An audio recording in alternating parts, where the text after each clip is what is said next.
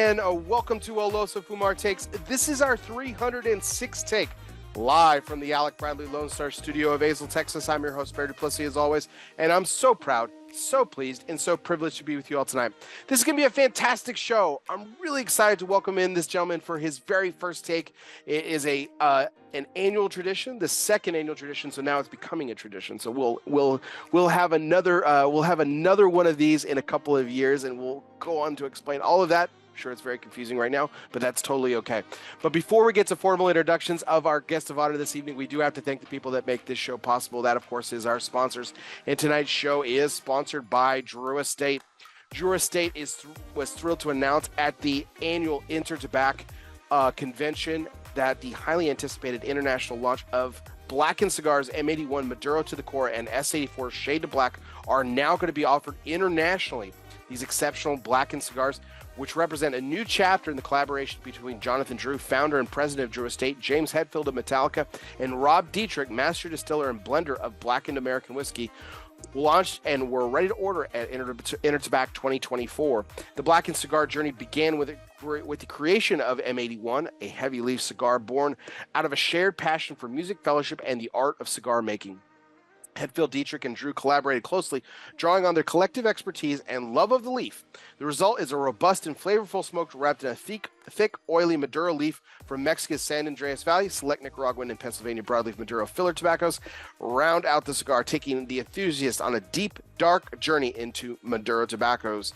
Of course, the Shade to Black followed this release to the public this past trade show in Las Vegas, which will be part of our discussion tonight, and we'll be talking a little bit more about that here in just a second. But if you are traveling internationally, the great news is you can get your Blackened cigars now internationally thanks to our good friends at Drew Estate. And welcome, everyone. If you're tuning in to us on Facebook Live, like we broadcast every Sunday at 9:30 Central, or if you're listening to us later, wherever you listen to podcasts, whether that be on Apple Podcasts, Spotify, Google Play, Podbean, or wherever you listen to podcasts, tonight's audio broadcast is brought to you by Gran Habano Cigars.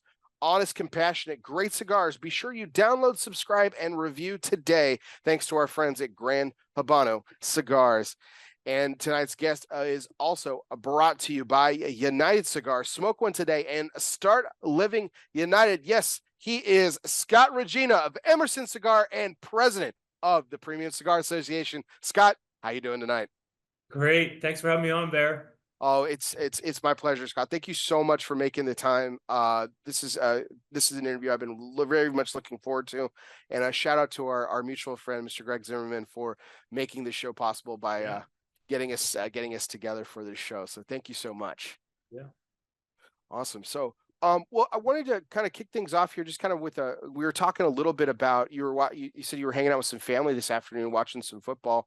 But you also mentioned how you played soccer at a really high level, even collegiately, and tried to make a pro. So I mean, I guess your love of football isn't necessarily biased like most people. They're either soccer people or American football people. You like both? I like it all. I like it all for sure. Yeah. And now I got a little one. I got an 8-year-old who just started playing competitively this fall, and so it's really it's awesome. It's the best. I mean, just, seeing him start to get better, and he really enjoys it and he gets excited about it. And, kind of being able to relive some of the glory days in his shoes, so to speak, so it's fun. It is fun. That's odd. So is he playing soccer or is he playing football?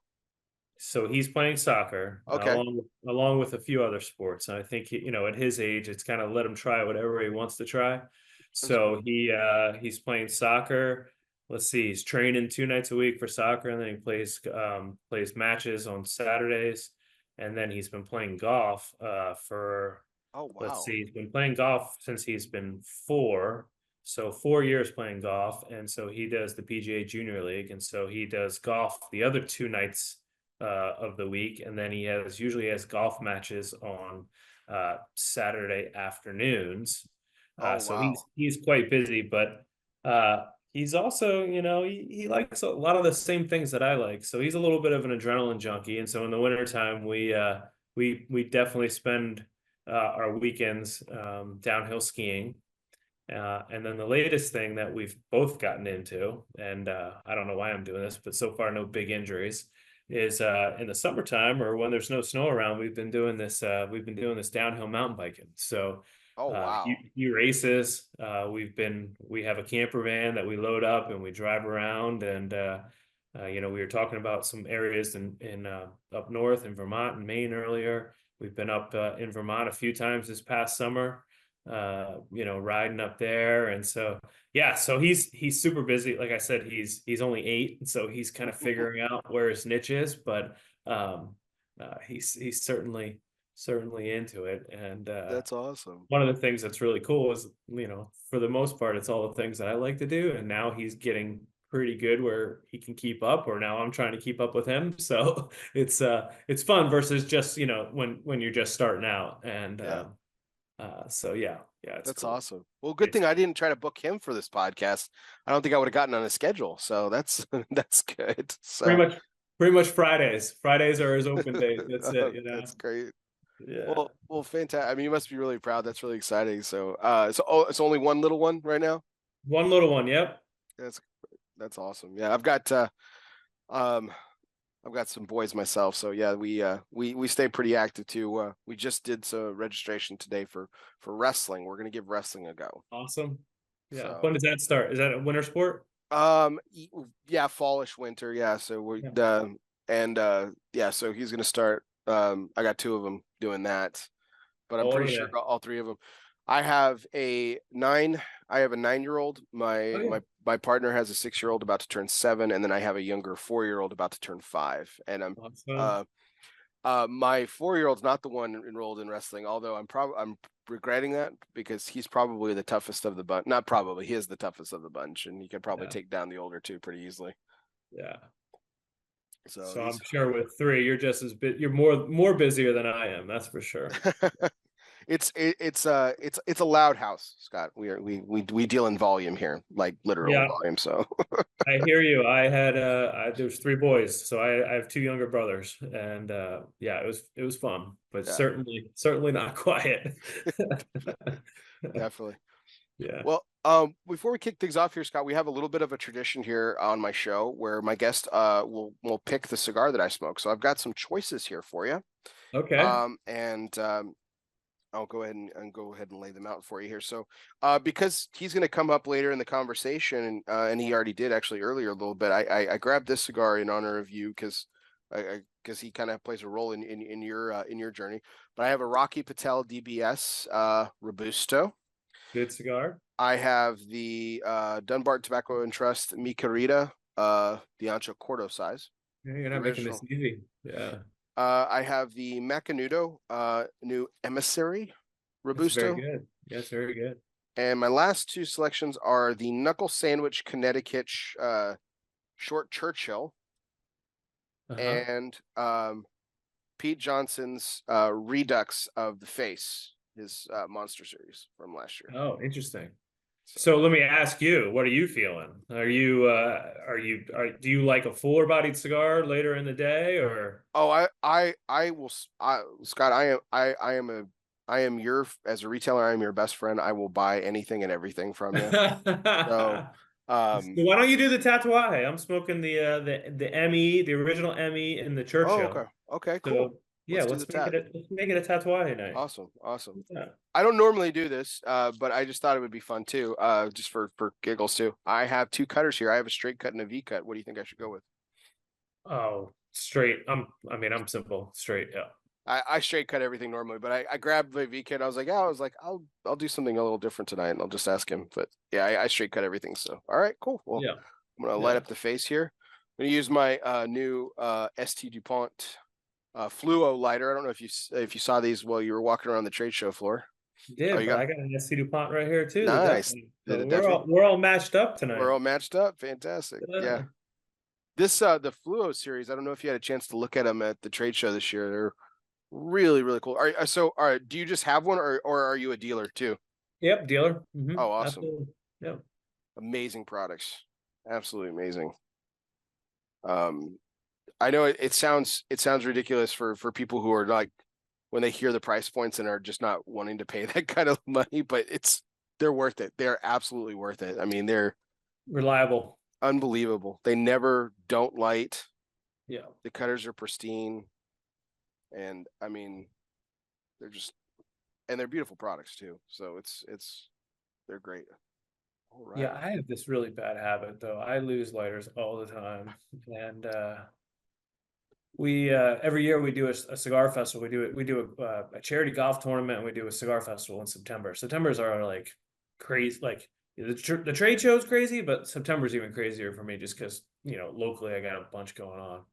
And so for some reason, it's always in September. I always say to myself, well, I have no idea where my lighters are at, so I guess I'll have to go get a new lighter. So I actually just grabbed this one off the shelf, like, a couple weeks ago, and I really like it. I haven't had a Defi before. I normally have something like you have, like a Maxi Jet or something like that, but I like the more rugged look, and it's just so reliable. So I've been Yeah, using it for a few weeks, and big fuel tank. I think I've refilled it maybe twice, and I light a lot of cigars, not only for myself but for other people. So, yeah, they make great stuff. yeah, I think the next purchase for me will from DuPont will probably be the the cigar, the lighter that you have. Sorry, just Yeah, that that five. right. Yeah, Yeah, it's a little bit more sportier. It's a little bit more rugged. I feel like it's more a little more rugged. durable. Yeah, just more rugged. Yeah, It's my personality a little bit more and stuff. But I love the Slims. Like that's like, I don't know why. I've always, like, the first time I ever saw one, I fell in love with those, and I have one of those, and I have a mini jet too. yep. So I mean, it's discreet. yeah, yeah, and powerful and stuff too. So I can Yeah, light anything, which is great. Well, yeah, awesome. Well, while we're going ahead and get started, let's go into tonight's major point, which is brought to you by Gran Habano Cigars. From the fertile lands of Honduras, George Rico and his family have put together very best vintages for you. Yep, that's you, the cigar smoker. From value-based hits like Corojo Number 5 to the award-winning 20th anniversary to special projects like Zulu Zulu, Gran Habano is about cultivating the best and making pinnacle cigars for the market. Culture, tradition, premium, handcrafted, quality, Grand Habano cigars. So, Scott, we were talking a little bit about this before, we call what we call the green room before we went live and everything. But you know, I really don't know too much about you. I've had the opportunity to kind of sure. work within your world. I've covered the PCA for this will Yeah, be my 6th year, and what was IPCPR before that and everything, and I remember this. I hope this doesn't embarrass you, Scott, but I remember the first time that I was introduced to you and saw you. It was at the IPCPR where CigarCon was first introduced. yeah, And I was asking my partner, Cigar Coop, who I know you know. I was like, "Hey, Coop, yeah. who's that?" I was like, "Who's that?" And it was like, "That's Scott Regina." And it was I don't know if he meant to, but the name just like came off of his tongue with like such reverence, like of course it's Scott Regina.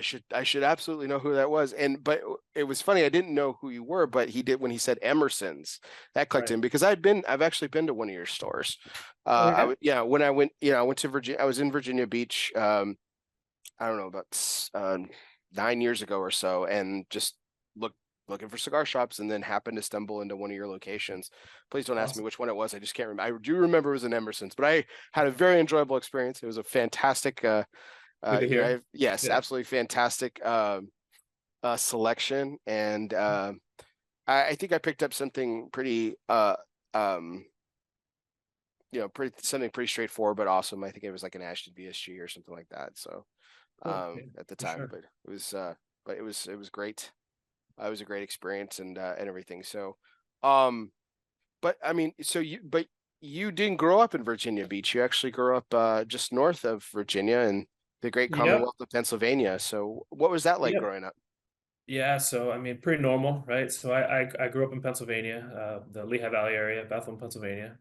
Uh, I've kind of always been in retail my whole life. My On my mom's side, my grandfather started the business, but then my uncles grew it and expanded it. But they owned a chain of pharmacies that grew into a medical equipment supply company, and And, I can tell you from like the early on, like, Easter, I'm out there in the evening selling Easter flowers.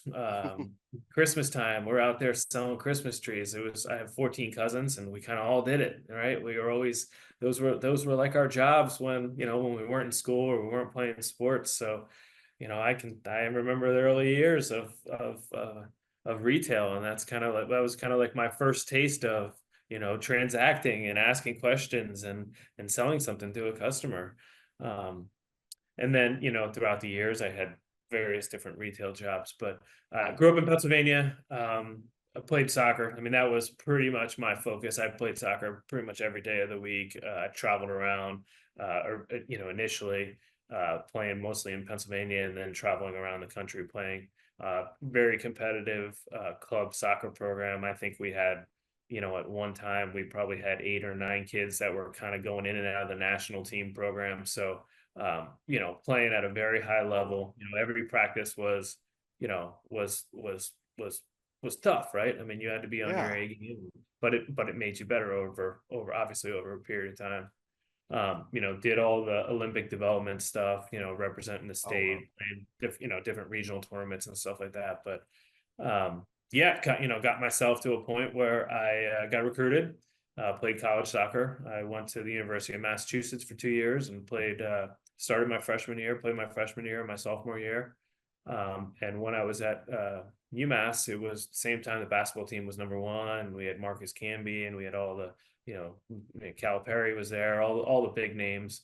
Yeah. Uh, and if you remember, those guys kind of got in a little bit of trouble, and that wasn't just the basketball team; that was all the NCAA sports programs at UMass, and so things started getting a little bit difficult. And I had no idea what I wanted to do with a degree. I mean, I was there to play soccer. I took, early on, I didn't really take any classes that had a specific focus, and just got to a point where I needed to take a little bit of time away. I'd gotten recruited by Lehigh University in my hometown, another Division I school. My dad went to Lehigh, and I had a lot of family that went to Lehigh over the years, and so reestablished those links with the coach. It was the same coach, and with the people that I knew at Lehigh, and kind of started to get the ball rolling to transfer in, and so transferred in, and I played my junior and senior year at Lehigh.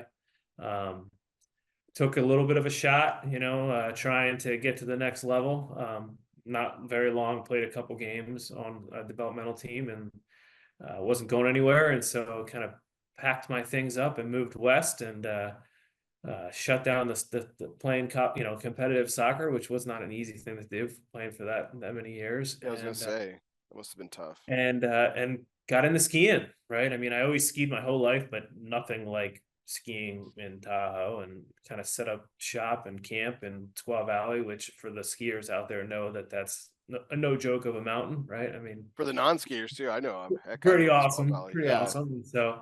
And so yeah, my girlfriend at the time, who also went to Lehigh, moved west. She had a real job. She worked in finance and worked for a hedge fund in San Francisco or Silicon Valley area. And so I was a little spoiled, so I got the whole ski bum thing going, and living in the mountains. And then if I wanted to go into the city, I had a place to go in the city, and vice versa. She would come up on the weekends and to go skiing and stuff like that. But That's um awesome. Go back to the so transfer real quick. This was before like the transfer portal and everything. Was it difficult? Did you have to sit out a year or anything like that? Or the way it worked is if your coach released you, you didn't have to sit out. So okay. my coach was super understanding and was great. And yeah, it wasn't anything personal. And to be honest, I wasn't the only one that left. I think that there was some other players that ended up going other places too. But it was pretty easy transition for me. A That's little good. bit of a harder school, that's for sure, academically, but from a soccer standpoint, it was a pretty easy transition. I mean, I knew guys already on the team at Lehigh, and I've known the coach for a long time, so yeah, it wasn't that tough. No animosity for whose position or place you took or anything like that. Nah, no, I don't think so. I mean, I think there was, to be honest, I don't even know who was in front of me. I think it was probably one of those things where there was a senior transitioning out, or they moved someone around. But yeah, no, it was I was pretty welcome there. So That's it great. was it was fun, but Yeah. So moving west was kind of the beginning of my cigar journey, to be honest mhm. with you. You know, just to kind of go over who I am, I own 5 retail stores in Hampton Roads, Virginia, Emerson Cigars. Next year we'll be celebrating 50 years of being in the cigar business. Unbelievable. My father-in-law started the company, originally started as a tinderbox. Had tinderboxes up in Northern Maryland, outside of Washington, D.C., and had a bunch of stores down here. And so, you know, as I was dating his daughter, started to get into cigars. Right, had my first cigar with him, and and he was great, and he still is great, but he was great. You know, so you got to picture this, right? Here we are, here I am, you know, just out of college, doing the ski bum thing in a Mhm. place that gets, you know, averages probably 600, 700 inches of snow a year, with other people like me, you know, standing out in these blizzards, and we get these care packages of these cigars, right? We thought they were the best thing in the world. So you got a bunch of guys that are hanging out on these porches in these snowstorms smoking cigars, and that was really kind of like my entry into cigars. You know, he would send me little notes of what he sent, and you know, it was kind of like one of those beginner humidor sets where I could score my own cigars and kind of figure out what I liked and what I didn't like. Um, but yeah, he would every month he'd send me a box of cigars, and I'll follow up with a backstory on what he was sending me as we get a little bit further along. But yeah, he was that was kind of the start of me enjoying cigars. Do you And remember the first cigar you smoked with him? you know, I don't know what it was. I would probably think it probably was a Fuente. I want to say it was like an 858 or a Chateau, something like that. Probably an 858. That sounds about right. We smoked a lot of Fuentes. Um, Obviously nothing super strong, but enjoyable. And there wasn't really anything that strong back then. But Mhm. yeah, it was probably the 858. Uh, so yeah, one thing led to another. You know, the economic environment, the economy, and the dot-com bust, and everything kind of going on in Silicon Valley kind of had my wife kind of rethink, you know, what she wanted to do with her career. She moved up to Tahoe full time. That lasted about a year, and she started, you know, studying for the LSATs, took the LSATs, and ended up settling on going to the Vermont Law School. And so we made the move. She went first, and I stopped in Hampton Roads, Virginia, and worked in the cigar stores for about a month. And Went back to the roots of working retail. Gotcha. yeah, and I was working retail in Tahoe too. I was working in a ski shop, and in the summertime I was working in the golf shop.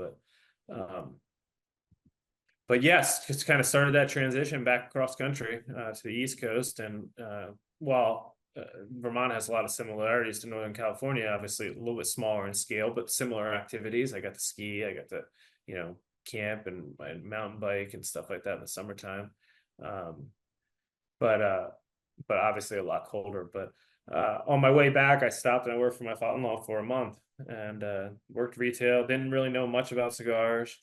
Uh, Worked with some of his longtime employees, and they were always great to me. You know, that I wasn't hesitant to, you know, if I didn't know something, to tell a customer, I don't know that answer, but I'm going to get the answer for you. And I'd ask some of the guys, and they were always great with helping me. But what I found out during that month is the cigars that he was sending me weren't just any cigar. They turned out to be all the cigars he couldn't sell. So anything that was like in the clearance bin or like the closeout, that's what he was sending. But to me, they were the best cigars in the world. I didn't know what That's was a awesome. clearance cigar or closeout cigar. Well, And so, sometimes there's some heartbreakers in the clearance bin. There's some cigars that just yeah, don't move, and they're fantastic. So so the guys always got a kick about that, you know, because when they broke the news to me, that's what he was actually sending me. I've heard. Um, but yeah, no, I worked in the cigar business a little bit for about a month. My father-in-law, I would tell you, or he would tell you, was probably below average when it came to anything tech related. And so I started helping him with some basic marketing, some email campaigns for events.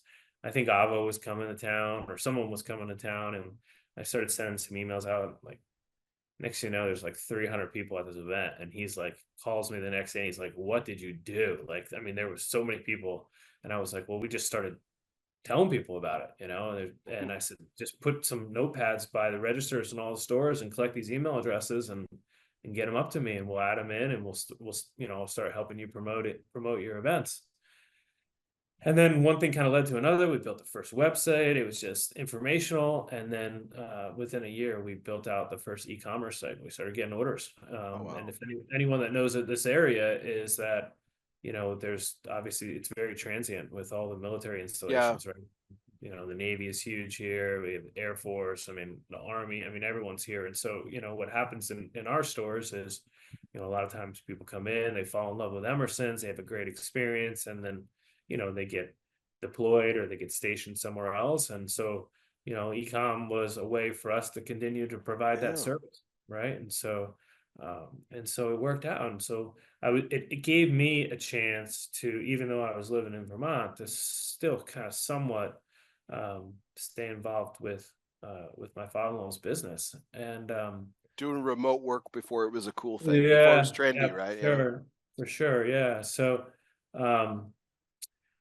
So yeah, with one thing kind of led to another, and he's called me up one time and he said, I'm gonna go meet this guy in Honduras. I'm gonna go to a cigar factory. Any interest in going to a cigar factory? And I was like, yeah, I never been to Honduras. I mean, sounds good to me. I mean, as long as you're paying for it, right? I mean, And so we went to Honduras, and we spent the 4 or 5 days with Rocky and met Rocky for the first time, and that was really kind of like my first experience seeing anything that had to do with cigar production, really even meeting people in the cigar business. So there was no like fanboy isn't back then, because I mean, like, again, you were still just kind of getting into the industry. Like, what were your impressions of?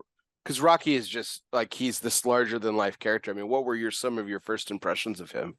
He wasn't larger than life then. He was very humble, a very normal person, and trying to find his way, right? And Yeah. And that was probably, I mean, that was probably Edge, like around Edge, right? Yeah. And that was the one that like really kind of like catapulted him, right? Yeah, it was But groundbreaking at the time. Yeah. he was fun. He still is fun. I mean, he's great, and but for me, I was just a lot coming at me at one time and a lot to experience, never really, being in Central America or any of that. But it was awesome. I loved it and took pictures, sent emails out about it. You know, it was really cool. And so then that happened. And then, uh, very soon after that, he calls and says, "Hey, you got a tuxedo?" And I'm like, "No, I don't have a tuxedo." And he's like, "Well, we got to get a tuxedo." And I'm like, "You want to come to a trade show with me?" And I was like, "I'll go to a trade show. That sounds cool, but I don't have a tuxedo." So I think I went and I bought like a used tuxedo for like $50 or something like that. And went to a first trade show in New Orleans, and the tuxedo was for the appointed merchant dinner. Okay. And so I went to that, and I think the thing that just kind of blew me away, my initial thoughts of the trade show was, um, and I didn't really put one and one together before that, was just very like, um, just how family oriented it was. I mean, like Yeah. just the number of people that my father-in-law was talking to, and had stories to tell about them, whether it was Carlito or Rocky or the Padrones or anyone. Um, and so that was just really like eye-opening to me. Like, this guy, like he built this business, and he just knows so many people, and he has Hmm. so many relationships, and and so kind of one thing led to another where, here we are, my wife is maybe like a year left in law school, and he calls, and I knew about it. And he said, he had told me that, he was considering selling the company, right? Because he was kind of getting up there, and my mother-in-law was getting ready to retire, and apparently he had a deal done to sell all the stores. Oh, wow.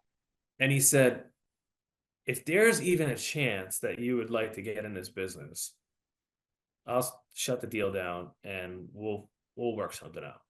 And I was like, wow, okay, that's a lot of pressure, right? The last thing I wanted is it to not work out for him. But he was like, if Tara, my wife, can relocate down here, she can get a job at a firm, or I think she started as a clerk for one of the judges. and then get a job and everything, then then you could come and work with me and eventually take it over. And so like Sounds like we a ploy to get his daughter closer at home, but I like yeah, this. yeah, for sure. But it worked out. Like, Yeah. we were able to put a plan together, and after a few years, we were able to execute an agreement, and we bought the company in 2008, and I started working for him full time in That quick. That 2006. that was 2 years after you moved down, right? Yep. So 2006, I started working full time down here. Wow. And it worked. I mean, listen, it was awesome. He was great. My father-in-law he's just a ton of fun, number one, but number two, he was always so supportive to me, from being, giving me even the opportunity to come and get involved with a business that was established, and then kind of like, I didn't have the money to buy the business, but working through financing and all that stuff, and you know, uh, it was awesome. But the thing about him that like really made it special is that he was willing to let me like try things, right? But he was also willing to get feedback, and that was probably the most valuable thing, right? We always talk about, don't make that one error that just takes you down. It's okay to make mistakes, but don't make that major error, right? And so I would try things, or I would say, hey, why don't we do this or that? And he could either say, I've tried something like that and it didn't quite work, or it did work, or this or that, or go for it, was pretty much his attitude, right? And Mhm. so it was cool. We started doing events. We did like we never had done one before, but we did our first, like, we called it our holiday open house, and we had this big multi-vendor event, and it was all day long, and we had people kind of set up little mini booths in the retail store, and people would come in throughout the day. And I remember doing promotions and giving away, like, you know raffles. I would treat, 6 lucky winners for, 6 different restaurants were basically buying their dinner. I mean, whatever I could come up with, he was always game for, giving it a shot. And that was cool, right? I mean, I was telling you earlier, when I was in Vermont, yeah, I was doing the cigar stuff on the side, but I did have a full-time job, and it was operations, right? I mean, it was manufacturing, it was production, right? At the same time, I was working on an MBA. I'm learning about, all these kind of like different pieces of your business, whether it's financial management, whether it's operationals, whether it's sales and marketing. And for me, even though, the retail business was obviously much smaller in scale to where I was working, the opportunity to come down and get involved where I could kind of make them all work together, right? I Yeah. mean, I had my hands in a little bit of everything, and it was really exciting to kind of take a lot of those lessons that I learned, and bring them to Emerson's, right? And Emerson's had gotten to a point where it was doing really well, but it also kind of started to plateau a little bit. My father-in-law was comfortable, didn't really have like the mindset where like we want to grow, grow, grow, that type of deal. And which is all understandable, right? Nothing Right. wrong about it. How many stores was it back then? It was three. It was It was three. three. Okay. Yeah. Yeah. He had scaled it up. So he got to the point where when he was a tinderbox, he had 6 tinderboxes, and he had 8 Hallmark stores at the same time. And Oh then wow. eventually it started kind of like he sold off the ones up in Northern Virginia because he was traveling. He always worked the manager's day off. He was traveling up and down, Route 17 to get like outside of DC, and had an apartment up there. And then as kids got older and stuff like that, and got more involved in whether it's athletics or whatever, he just, it was too much to being on the road that much. So sold those off up north, ended up selling the Hallmark stores all to one buyer, and then like boom, cigar boom hits, and he's off and running, right? Hmm. Um, but yeah, it was a really cool, like, early on stages of coming in and getting involved with a business that was, I always tell them, the hardest part, and then people will tell you this, the hardest part is starting a business, right? I mean, like, Yeah. he had days, and I don't know if I would be able to do this, but he had days where he would tell me, he'd go home at nighttime. My mother-in-law was very successful, and they would sit down and have dinner, and he would say something to the effect of, "Not a good day, Joan." And she'd be like, "What happened?" She'd go, "Well, we didn't really sell anything. In fact, we had someone come in and return something. We pretty much took a loss today." And I'm like, I don't know if I'd get up the next morning. Like, I mean, just to have that, like, that will and that determination to be like, Yeah. you know what, I see the path here. I'm going to, I just got to try harder, and I got to figure it out. And he did, and so starting a business is the hardest thing in the world. Yeah. For me, it's like I came into a spot where it was already established. He had so many great relationships where, well, now I really got something to work with. I can take what I think would work, bring some new age things into play, Hmm. and let's see if we can, we can pour a little gas on this thing. And so we've been, we've been fortunate. We've had really good years. Um, it's uh, our market is very steady, right? I mean, like when things are like when the economy is really cranking, we don't really crank, but also it doesn't really get that bad here, and that probably has to do with a lot of the government jobs and just a lot of the stability. But that's okay, and um, so it's been a fun journey to the point where I've been able to bring more talent on, and I don't work in the stores as much as I did early on. But to be honest, I don't think we'd be able to do what we're doing. There's other things that you got to focus on, especially when you're running a business, Yeah. outside of the day-to-day operations. And so, And the have, scale that you're at too, that's yeah, outrageous. having the talent to be able to, like, yeah, I know I got my day-to-day responsibilities, but also to be able to put some effort into what are the next steps, right? How do we make it better for everyone? So, my brother works with me. He's 2 years younger than me. He's very analytical, extremely organized. I think I probably drive him crazy, but he's really good at what he does, and he does all of our buying, our inventory management. I mean, he can do everything. I have another key employee that handles the e-com, all of our marketing, and so our the way we look at our website, and it goes back to what I said earlier, is that it's really an extension of our stores, right? I mean, same pricing, same promotions. I mean, it's the most effective marketing tool that we have, and so I have another key employee that's just really just his focus is our marketing aspects, the product database management, the things that kind of keep us running. And then I have, like, I mean, the guys on the front lines. I have two, three stellar managers. Some manage multiple stores, been with us for a long time, know what the expectations are, just are great with customers, do a really good job of bringing up our team, that really kind of set the tone. And that's what we focus on. We focus on good customer service.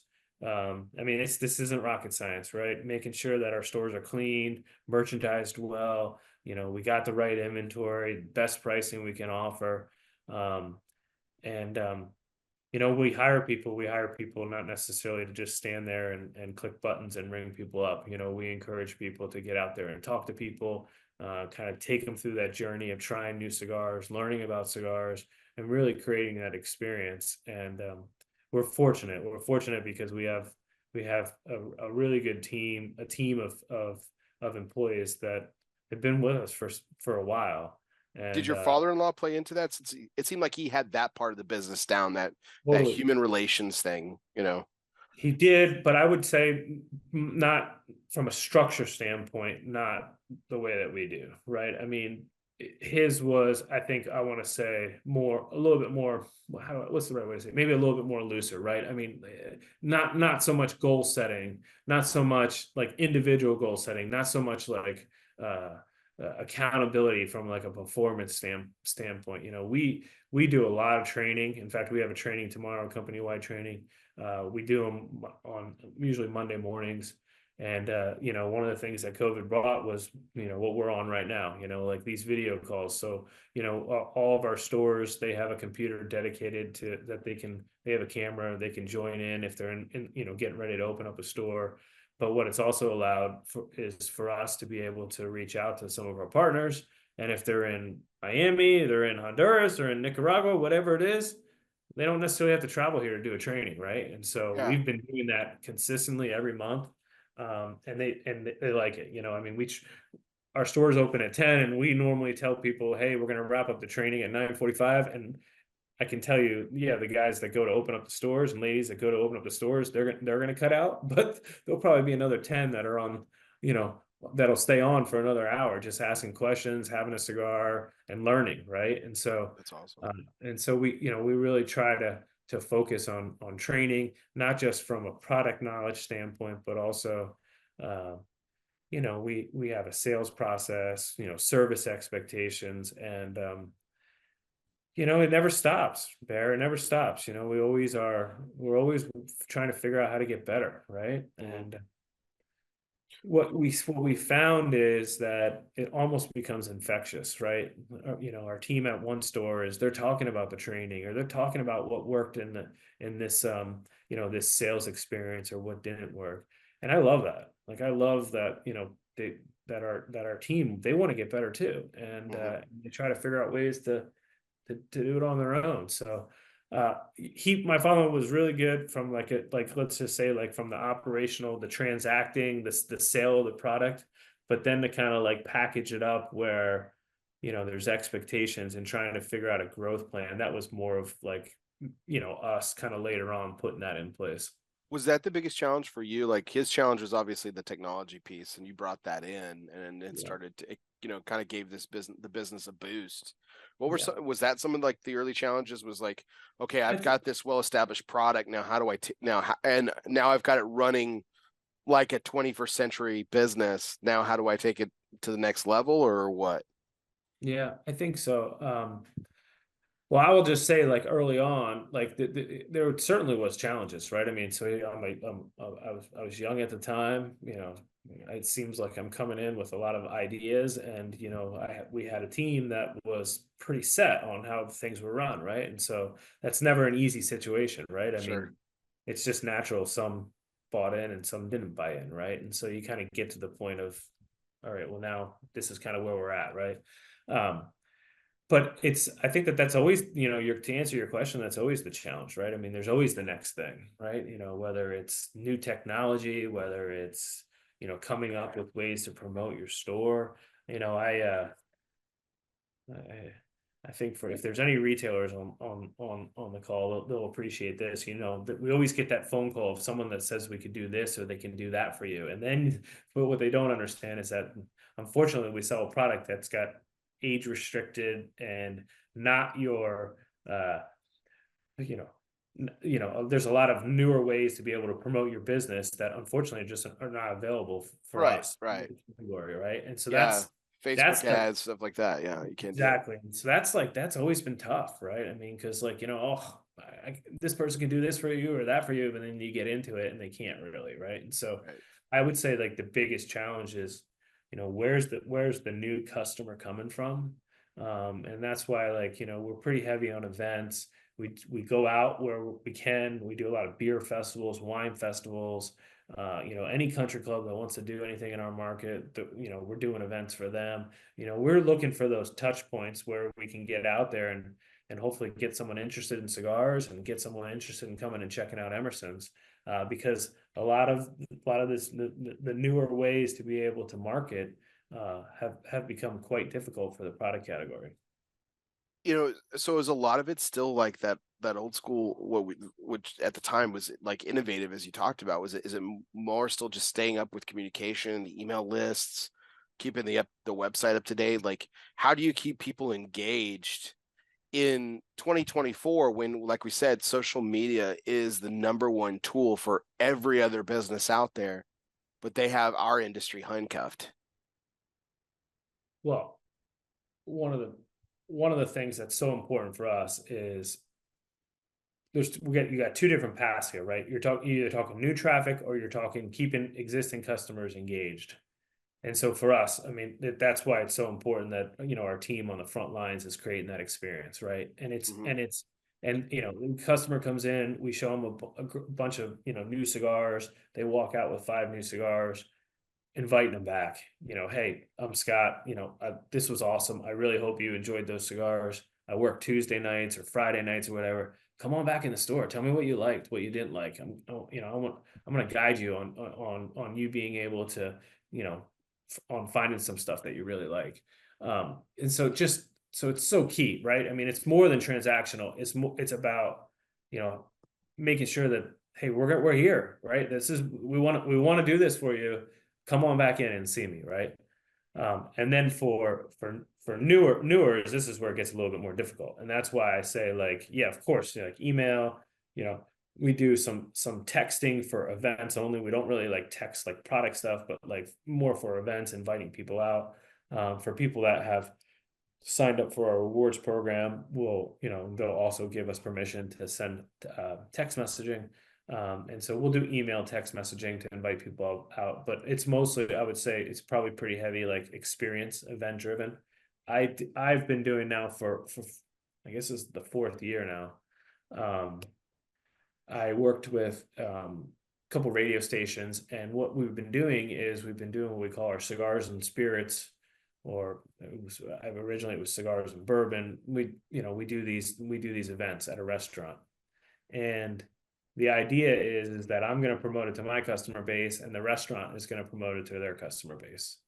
That's how it works, right? And so I want their customers to find out about Emerson's, find out whatever brand we're featuring, and hopefully my customers find out about a new restaurant. So it's not one partner. We have probably a deck of, let's say, 25 to 30 different venues that we work with, and we'll set up these events. We'll do them at, we got a restaurant here that's 90 some years old. It's on the water. They got a beautiful backyard. They throw up tents. We do high end stuff there. And then we have some in downtown Norfolk, on the 4th floor of a hotel, like a rooftop. Or then we do some at our brewery. And then we have some, like, at a restaurant in Chesapeake that's, on the intercoastal waterway, and, has roll up garage doors and fire pits. So, I have this deck of like 30 different restaurants that we've worked with that are good partners, and we have a program, we put it together, and, it's obviously a nice chunk of change for the restaurant, but for us, it's creating that experience. It's a way different experience than it was, let's say, 5 years ago, when it was heavy sales, right? And you're bringing in a headliner, and, like, you're running out 200 boxes of cigars. Like, it's it's not necessarily as high pressure of an event as something like that. It's more about, hey, The experience model. we're gonna have a liquor rep there. They're gonna kind of walk you through a flight of different spirits. The restaurant's gonna do some type of signature cocktail, and then they're gonna be featuring like some of their specials, right? Like, this one place that they're known for their shrimp. So these got huge platters of like fried shrimp and stuff like that. So anyway, that's really what's been kind of our driver for getting new people into the stores. Is that what got you into the brewery? Like, because that's that's the one location that's completely different than all the others, right? Yeah, totally is. So 4 of our stores are your traditional store, right? I mean, we're selling pipes, pipe tobacco, humidors, large selection of cigars. And probably some seating in all of them, right? Where there'll be some club chairs and TVs, and people can sample and have conversation and stuff like that. And then we have this concept that we opened in 2019. So coming up, I guess it's 5 years now, where it's kind of like a shop and shop. We have a store. It has the same selection of cigars, but let's just say, one of our larger stores maybe has 4 or 5 sizes of each brand or each line. Maybe there we only have 2, right? So smaller footprint for each one, but same selection. Nice. And so it's a full store. It has a full-time employee, but we share a cigar bar with the brewery. And so we have a 50-person cigar bar. It's got TVs and, leather chairs and all that stuff. And it has its own dedicated bar, and they have a bartender in there serving to the people that are in there enjoying cigars. And then it really expands out, right? The whole building's 20,000 square feet. So part of it is the main tasting room, which is non-smoking. Part of it's production, and then there's a 10,000 square foot event space on the other side. It's got its own bar, it's got a stage, it's got its own restrooms and everything. And then on the front of it is a 1-acre beer garden, and you can smoke cigars out in the beer garden. And so it's been a game changer for us in terms of events, especially large events. We just, I mentioned earlier, we just wrapped up our festival. It was I think the 4th year we've done a festival, 15 different cigar companies. We had 500 people come, and we basically just take over the beer garden, tent it up, and raise money for charities. That's cool. And so, yeah, the brewery, it's a different transaction. It's a different purpose. It's education, it's experience. But it's fun and it's nice to have because we were, our stores, we'd get maxed out on capacity pretty easy. So the brewery in 19, I mean, that's a year before everything shut down. I mean, that had to be super difficult to navigate. What was that like? Because I mean, were you able to Well, stay open? Because I know breweries in a lot of states were open. yeah, What we how did stayed, that work for you? yeah, we stayed open in Virginia. We never closed. That's good. So, I mean, we certainly gave our employees opportunities. I mean, I had one or two that, just didn't feel comfortable. I totally understood it. And when they did, their job was here for them. And, we did everything we could to continue paying them and helping them out for a pretty extended period of time. But, so So all locations stayed we didn't open. really we didn't see like COVID didn't really bring a big drop for us. In fact, it was probably the opposite, right? And what we Yeah. experienced was, well, now people aren't going out to dinner. Now people aren't buying their sporting tickets, or they're not traveling. And so what it brought a little bit of entry into the category, right? Because, Right. the customer would come in and be like, I always wanted to learn about cigars. I want to get a humidor, right? And so then we're teaching them about cigars. And so we actually saw, um, kind of the reverse of what you would expect, right? So Mhm. it brought in a little bit of a boom, in terms of business. Um, Yeah. and in Virginia, we didn't have to close. Now, we certainly did have like a period where we had to maybe tape off some seats and go like every other seat or something like that. But we were able to continue to operate. That same thing with like the tasting rooms, like we couldn't seat everyone. Uh, One of the things that we did do during COVID, and we kept it going for a while, and we got out front early on it.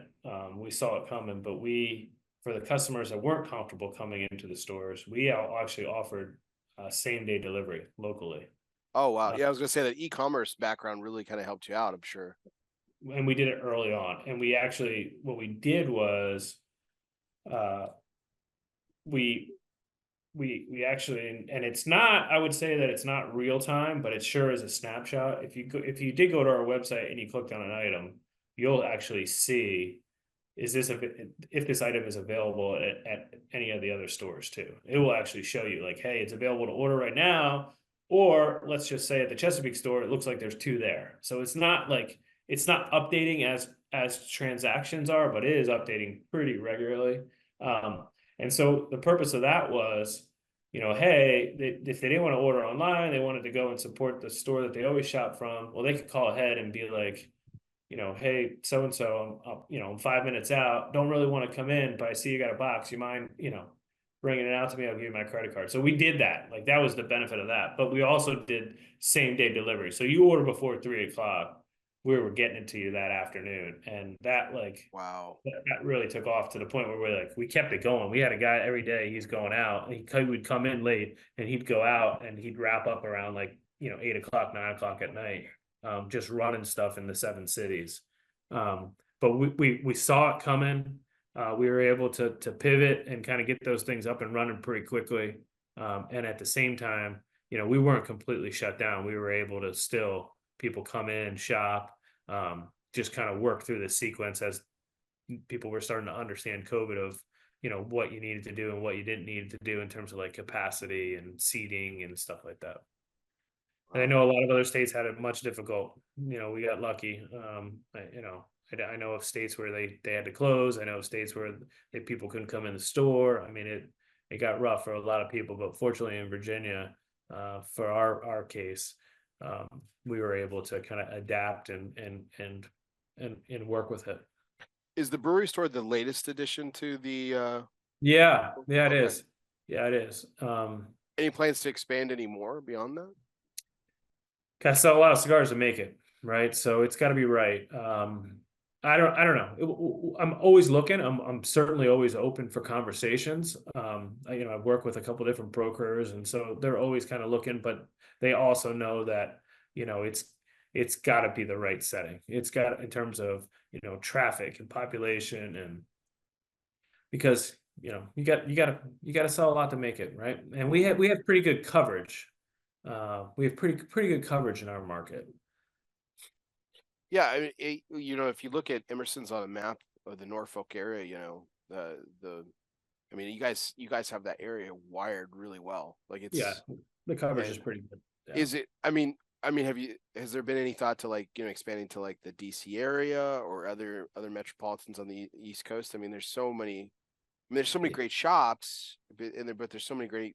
There's got to be pockets that are just clamoring for a great location of something. Yeah, I mean, we've looked in the Outer Banks, but then it's a different beast, right? It's very seasonal. So it would all Yeah. have to kind of line up for that to make sense. Uh, well, I mean, I'm pretty involved with a lot of different associations, and I know a lot of different retailers, and so I'm kind of, I'm not that type of person that's gonna like move into some place where someone's already at, Right. right? Right. So I'm always very sensitive to that. You're not gonna set up shop next door to John in DC or anything like that. No, no, absolutely Yeah. not. Yeah. So And that's what I uh, love about this business, though. I mean, there's certainly, I say this probably every other week. There's a sour apple in every barrel, and there's some rivalries and some, bad blood between some folks and stuff. But for the most part, like everybody gets along. There's a healthy degree of competition amongst everybody, if another store opens up in Virginia Beach, like I know a lot of people who are just, with, other retailers who are just like, yeah, that's fantastic. Good for them, and, there's, yeah, there's no ill will unless it's just, intentionally just yeah, mischievous for whatever reason. spite store. Yeah, Yeah. I listen. I just try to focus on us, and that's what I tell our guys: control what you can control, and I'm very comfortable and confident that we stick to the model that's coming up on working for 50 years. We're gonna be all right. And so I try to encourage our guys to focus on on themselves and on the process and on making sure we're doing everything we can. Well, that kind of goes back to your foundational principles. I was reading an interview that you did a while back, and you started naming off like you started asking like really deep questions, but it's like, what is our foundation? What defines us? What's our Yeah, vision? What can we do to be better and to be successful? And you kind of boiled it all down to a certain point. And I hope I'm paraphrasing here, but I hope I'm not misquoting you, Scott. But it was you're service. fine. Yeah, It all service. boiled. Absolutely. That's exactly what it is. Yeah. And service to the point where like selling is service, right? Like, I mean, like asking those right questions, right? I mean, listen, for someone that walks into a cigar store that doesn't go to a cigar store very often, right? It's pretty intimidating. I mean, there's a lot of cigars in there. And Mm-hmm. you don't want to ask a question that you get embarrassed, right? Or you're Right. afraid to ask. And so it's kind of on us to And it's very to community too. Like if you don't go yeah, in and you don't know anybody, everyone seems to know everybody. It's yeah, very clubby, very yeah. cliquish, until you start talking to people and then they welcome you in. It's crazy. Exactly. And But yeah, so, it's we intimidating. try to like, ask those open-ended questions, try to get little clues out. And, to me, like, it's selling, but it's service, right? And like, if you're doing it the right way, then it comes off as like, we're helping them find a solution for what they want. They might not yet know what they want. So we're going to ask those questions to kind of zero in and figure out what they want and make a recommendation. And so that's what we talk about, right? It's more than just being nice to someone. Hey, how's it going, buddy? That's part of it, of course, Yeah. but Don't be a jerk. providing that service, right, is ultimately why people come into your store, right? I mean, to go through that journey because you know, they they might not know that they need something, Hmm. right? They might not necessarily think like I'm going in for cigars. I don't buy cigars very often, but they might not realize like, man, how much better is smoking a cigar when you got a good lighter or you got a good cutter, right? I mean, like Hmm. if you get a cigar, you went in and buy 10 cigars and you go out to the golf course and you got no lighter and you're sitting there going in your shirt, lighting matches, trying like that's not enjoyable, right? I mean, Right. so Yeah. we gotta ask those questions. That's about the service, right? Yeah. it's But that. I will say something, because I'm sure we'll get into some PCA stuff. But we're talking about foundation and like really kind of understanding who we are, right? What our mission is, what's important to us. We if you think about it, and PCA has kind of gone through a journey over these last couple of years, and a lot of it is that also, right? Really kind of focusing in on what are we good at, like what do we need to be good at, and where should we focus our efforts, right? Because things got dicey, right? Things got dicey years ago with the FDA, and really created a lot of fractures in the industry, and it was hard. And I think Mhm. one of the things where we started going down the wrong path is trying to be this something for everyone, and it started getting tough, right? And so we've really focused over the last few years with, in particular, with Greg. I mean, Greg was he's so calculated and so organized, and really did a good job of, all right, we gotta tighten up here. We gotta zero in on what who we are and what we need to be good at. And I think we've done a really good job of that over the last couple of years of kind of redefining, not I say redefining, but kind of getting back to what the PCA originally was, or at the time the RTDA, the IPCPR, Mhm. on helping retailers get better at their business, right? I mean, that's our contribution to the industry. We help retailers get better at their business and sell more cigars, and the manufacturers are better, right? And so um, we've really put a lot of effort in that, on delivering the world-class trade show, but Mhm. also being that resource for retailers to get better at their business and trying to help them. I'll give you some guys some credit about that. I think we'll, like you said, we'll touch on PCA here in a second because there's a couple other things I wanted to touch on with your business and your journey. But Yeah. to that point, though, I remember talking to a couple of retailers that I had known who hadn't been for years, and even some that still went to the trade show and everything. And at the time, this was about 5, 6 years ago. So, and I know you were on the board at the time too, but I know there was a whole other generation, other different types of leaders and different types of philosophies. And there was this, I got the comment from several retailers that were like, "Oh, those are, yeah, they're some of the more successful, you know, referring to people on the board. There's some of the more successful retailers on here, but they're not really, that they can't relate to me. They don't understand my Yeah. business." Yeah. And I think you guys have, to your point just a second ago, I think you guys have absolutely tapped into that and really really upped the education piece of it, really, and have really kind of brought back the real true purpose of what PCA was meant to be, and in a lot of ways. And Yeah. you're doing a lot of other things too. You got your irons and a lot of fires, as we'll talk about. But that's, I mean, Yeah. that's a great compliment to kind of bring it No, home. it's great, and then and in addition to education, just the services, the resources, right? I mean, Yeah. we're credit card processing, insurance is the one that's people are wrestling with now. I mean, like, Oh God. we just rolled out 401k. We're trying to get this associated health plan, which would be a game changer, right? I mean, so many small businesses struggle with getting their own health programs that they can offer their employees. I mean, the concept of this is everyone would get pulled together. Um, I mean, and those are just a few, right? I mean, Yeah. so POS, I mean, whatever. I mean, like, and that's what I'm talking about, like being that source to help retailers with their business, and hopefully also help them get better at their business, right? One of the things that's really tough, and kind of going uh, uh, back into Emerson's, is and we were talking about this earlier, is with small businesses and I'm guilty of this. It's very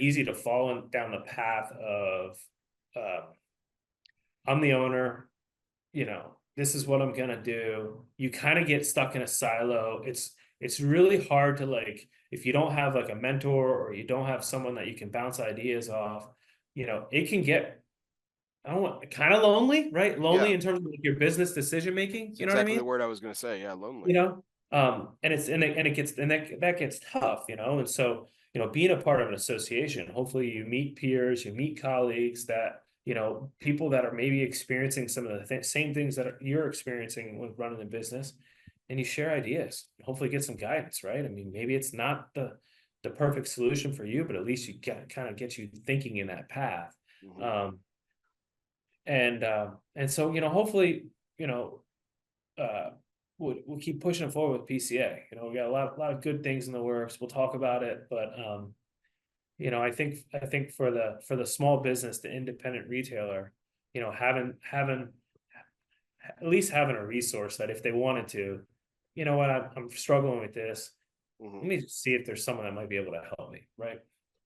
Are you guys seeing kind of what I've seen over even in the short time that I've been covering the PCA?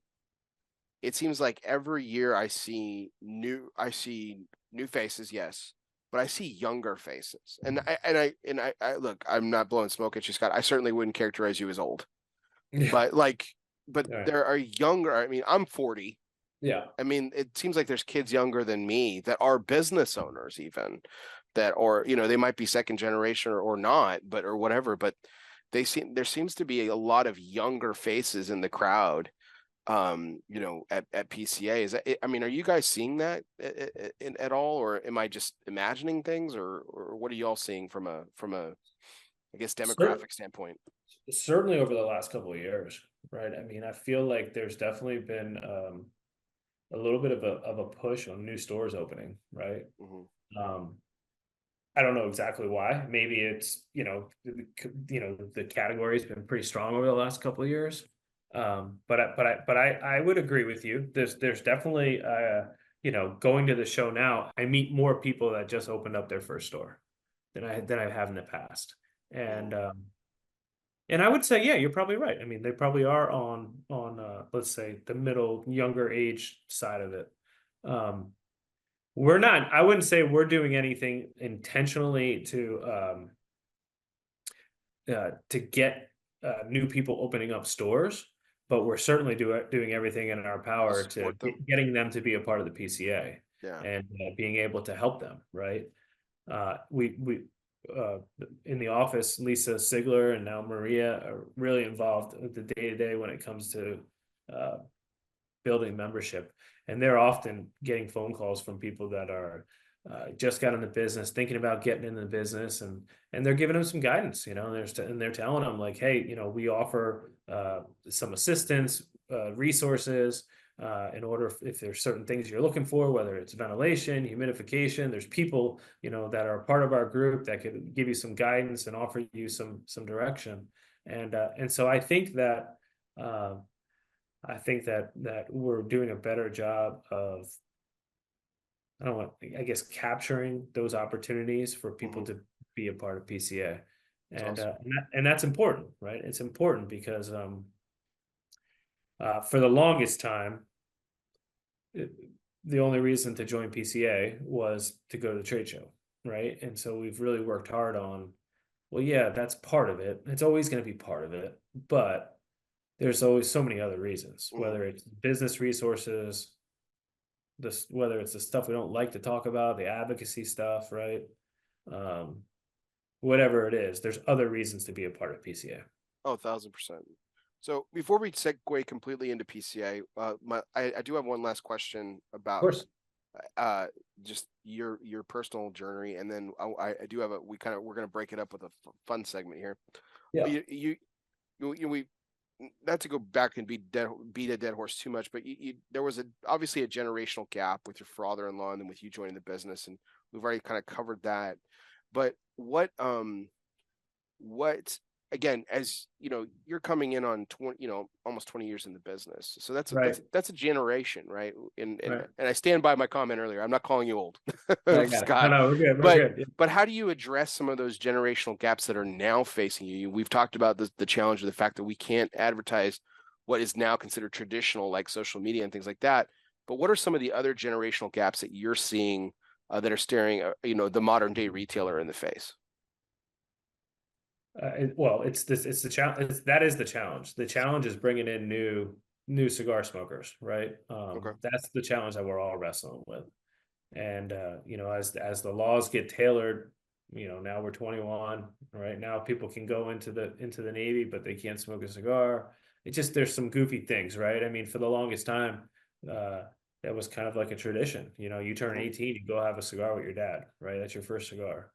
Um, That had to hurt your business as a military town, right? A little bit more than maybe like maybe someone else, maybe another retailer that yeah, in a non-military town.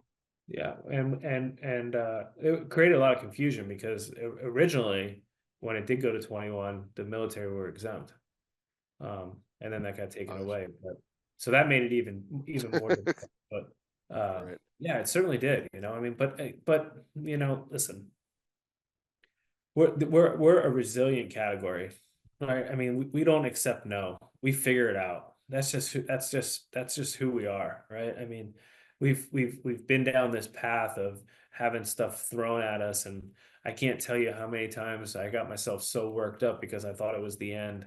And we figure out a way through, right? We figure Mhm. out a way through, and that'll always be the case, whether it's S chip, whether it's the FDA, whatever it is. It's just how we're wired. We're not willing to accept no. We're gonna figure out a path to keep doing what Oh, I we're didn't doing. even put that together. S chip came around when you bought Yeah, the business. yeah, yeah. Oh Those my were gosh. one of my first early trade shows. Going and sitting in the in the meeting space, and people standing up yelling about this and that. That's Yeah, crazy. yeah, Oh wow. All right. Well, let's before we segue, like I said, into PCA conversation. Let's break this up with one of our fun segments. This next segment is brought to you by United Cigars, featuring La Giana Havana, distributors of Jose Dominguez, Bandolero, Garofalo, the Firecracker, and the highly acclaimed Atabey, Byron, and now Alfonso lines from Selected Tobacco. Smoke one today and start living united. Now, this is a little bit unfair, but I just couldn't resist with your stores being located in Virginia. I don't get to talk about George Washington too much, and he's one of my favorite presidents. So I have a couple of questions around George Washington from your adopted home state of Virginia here. So yeah. You can hit me with the answers then, because I'm not a history person. that's a problem. I told you ahead of time. They're multiple choice. So Yeah. All right. All right. All right. you're gonna have an answer. It might be wrong, but you're gonna have an answer. Gotcha. All right. So let's start off with one of the oldest stories about our founding father, um, the father of our country, the cherry tree story. So chopping down the cherry tree is the story about chopping down the cherry tree true or false? True. Okay, it was a 50% chance, God. So yeah, it's actually false. The story of Washington chopping down the tree is actually a total myth. It was actually fabricated in a biography of George Washington right at the turn of the century, not 1900s. Yeah, written in 1800. Mason Locke Weems wrote a biography of George Washington, created the whole story. And here's the thing: I mean, generations up Yeah. into all the way up to Scott Regina in 2024 Still believe thinking. believe Yeah. that this actually happened. So it's, man, I mean, you got to give it to that guy. I mean, he sold it. We were talking about sales earlier, talking about a sales Yeah. job. Hire Like, that guy. so I mean, good Lord. So told such a convincing story that generations of school children have been told for Oh, years. So and but honestly, it was one of his biggest traits, and so like he kind of built on that, and there was a lot of other stuff, a lot of other great stories about his honesty. I don't know if you knew this one too. He there was a story after a battle. He was surveying the battlefield, with all the the British soldiers were taking their injured to their camp. The colonists were taking their injured soldiers to their camp and everything. And there's this dog wandering um wandering the battlefield, and George Washington was a huge animal lover his entire life and loved dogs, so brings the dog over to him and everything. And dogs have a innate sense of who people, dog people, so went right up to Washington, and it was actually the dog of the opposing general. hmm. And he returned him. And actually it's in the Library of Congress. Alexander Hamilton actually wrote the letter to the general saying that that George Washington would like to return his dog to him. And under a white flag, obviously the dog was returned. And this was was a huge part of the Washington life. Yeah, Revolutionary War. Revolutionary War. Yeah. Have Yeah. you been to, Philadelphia to the Liberty Bell and Very, very, very briefly, not as much as I like to. The big thing about me, obviously the whole part of this segment is the fact that I love presidential history. I love history in general, but yeah. I I haven't spent as much time on the East Coast as I would like to, Yeah. even though my father's from Maine and everything, but there's so much history that I want to go and see and everything. So, and Across from the Liberty Bell is where they wrote the Declaration of Independence. right, Independence Hall, yeah. Hmm. Yeah, and my son and I recently just went on a tour. I was picking him up at camp in Pennsylvania or something like that, and we had a little bit of time, and so we stopped there and not putting one and one together. We were there the weekend of July 4th, so it was like packed. And like I went up and I said to the lady, I said, "Hey, we'd like to take a tour," and she laughed. She's like, "It's been sold out for 2 weeks," and I'm like, "I got this 8-year-old. I told him all about this. I got him here. Like I got to get in here." And she's like, after a while, she said, "Just go stand over there, will you?" And so my son and I are like standing over, and next thing you know, she like waves us in, right? And uh, so she waves us in. It's a funny story. So waves us in. Anyway, we learn that Pennsylvania State House is right there also, right? And then we go into the where they drafted the Declaration of Independence. And one of the stories they talk about is where I forget who it was said, I have just a person that would be the perfect commander in chief. It's George Washington. And they asked him, and like he kind of got scared, like he like basically ran out. And then the next day he came back and said that he accepted being the commander in chief. Hmm. And but he didn't accept right away. He kind of like ran Yeah, out and came back in. But anyway, this woman is telling like this park ranger is telling this like impassioned story, and you know, it's the same park ranger that basically got us in there, right? And like yeah. was come on, right? And she's telling this story, and like everyone is into it. And my son, being a little jerk, uh, it's dead quiet, and he goes out loud. He says, "Come on, Dad, let's get out of here. This is boring." And like the place just erupted, and I was like, "Colin, look, Oh, there couldn't be a worse time to speak up, right? Like oh this man. poor ranger like is doing this great job, and this is not boring. This is like the coolest thing ever." And Yeah. I'm sure you'll be able to bring it up in class.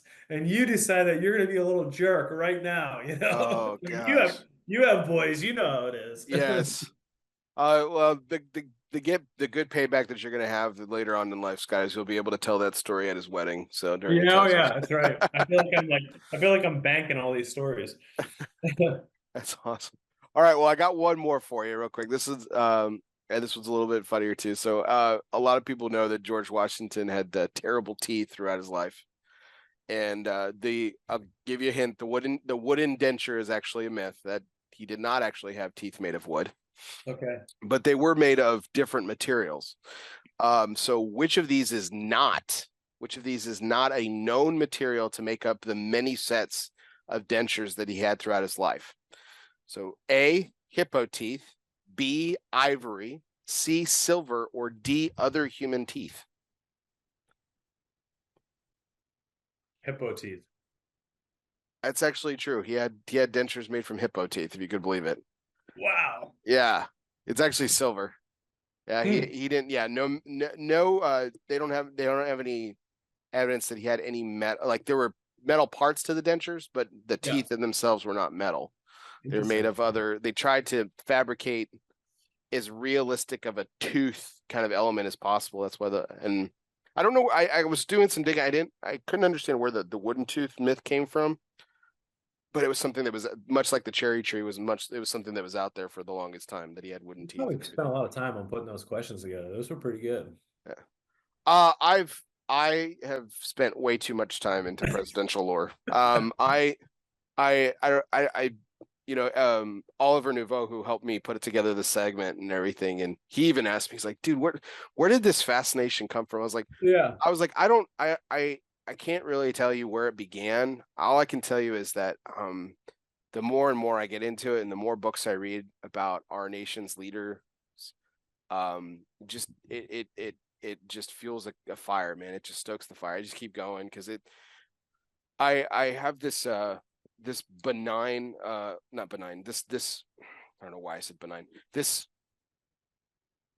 unbelievable curiosity of like what would actually make a person, any common sense person, Right.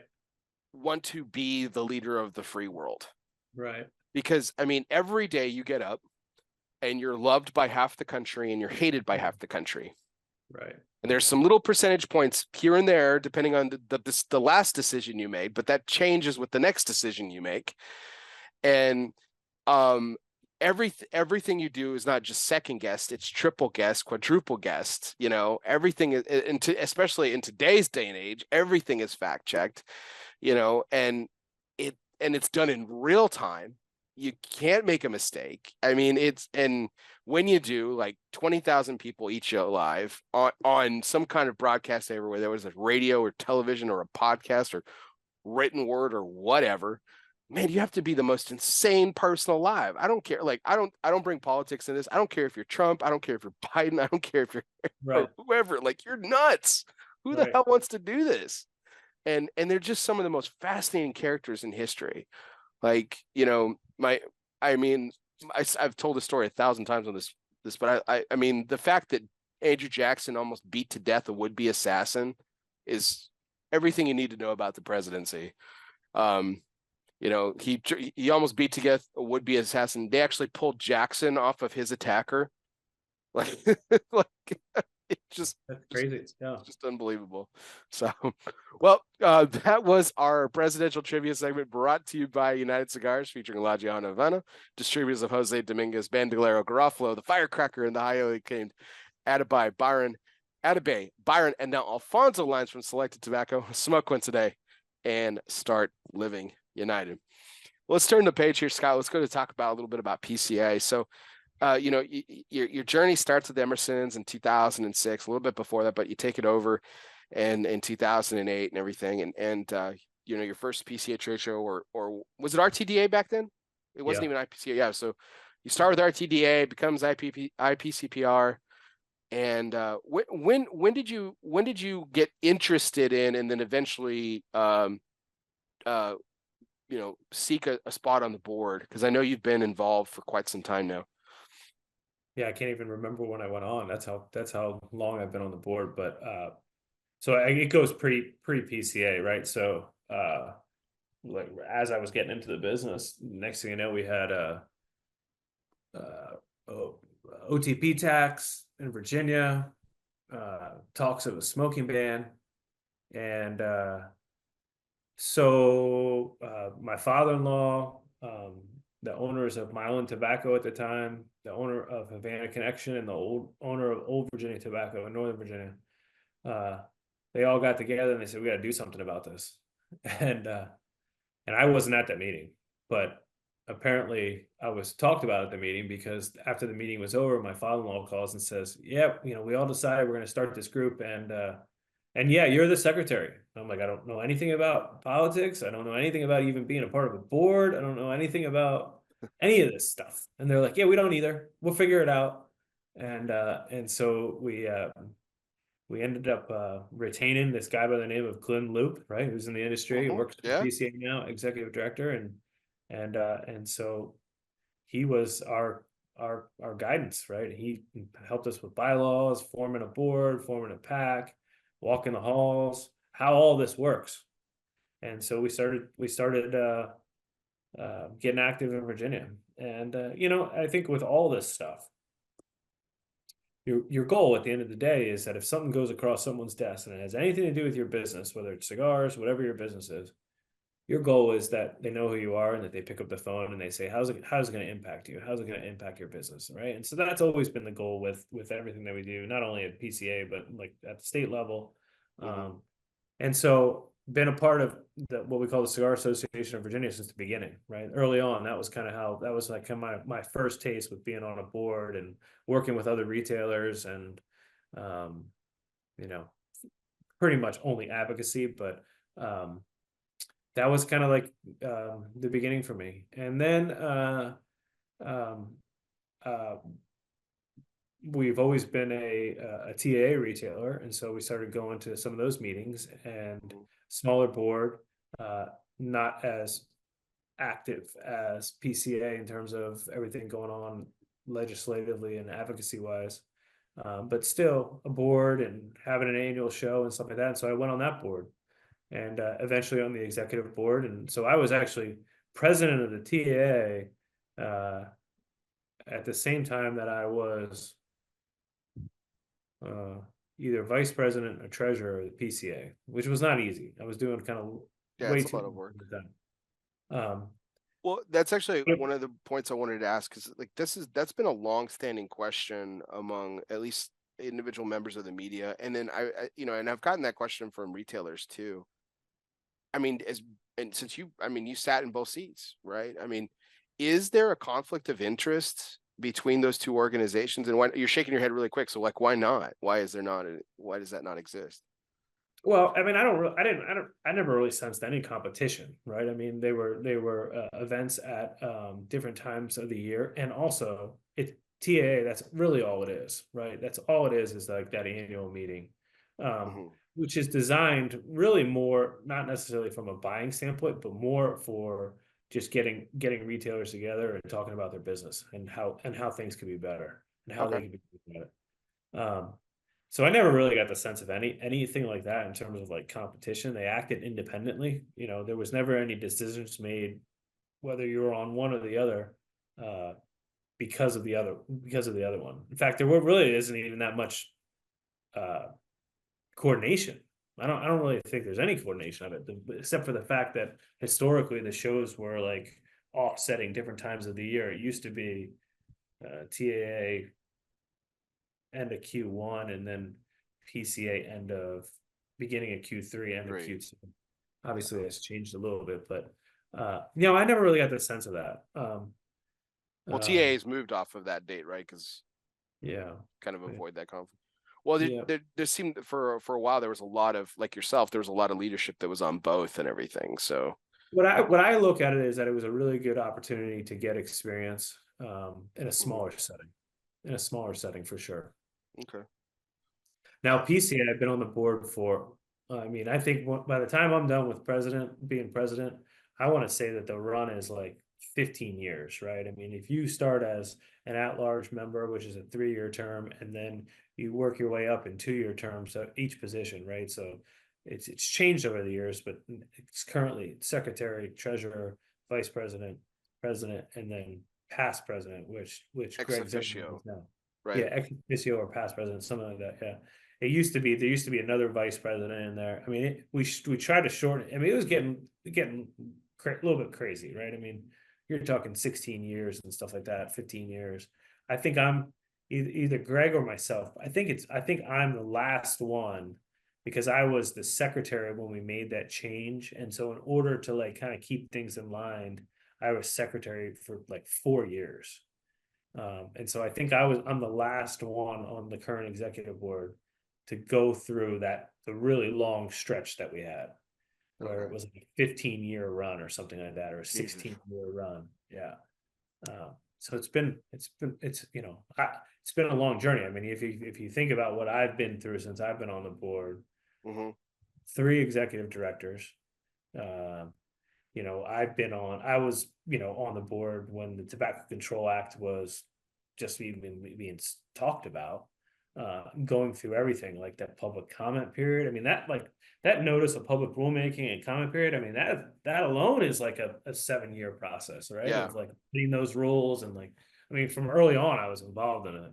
Yeah, Till our fight was over 7 years. It started in 2015 when the deeming rules and regulations came down, yeah, and then I mean, it seemed now that's a decade ago, and that just seems like a lifetime ago. And it felt like we were fighting every single day yeah, and everything. So I mean, that had to be because you have been a part of the board for so long.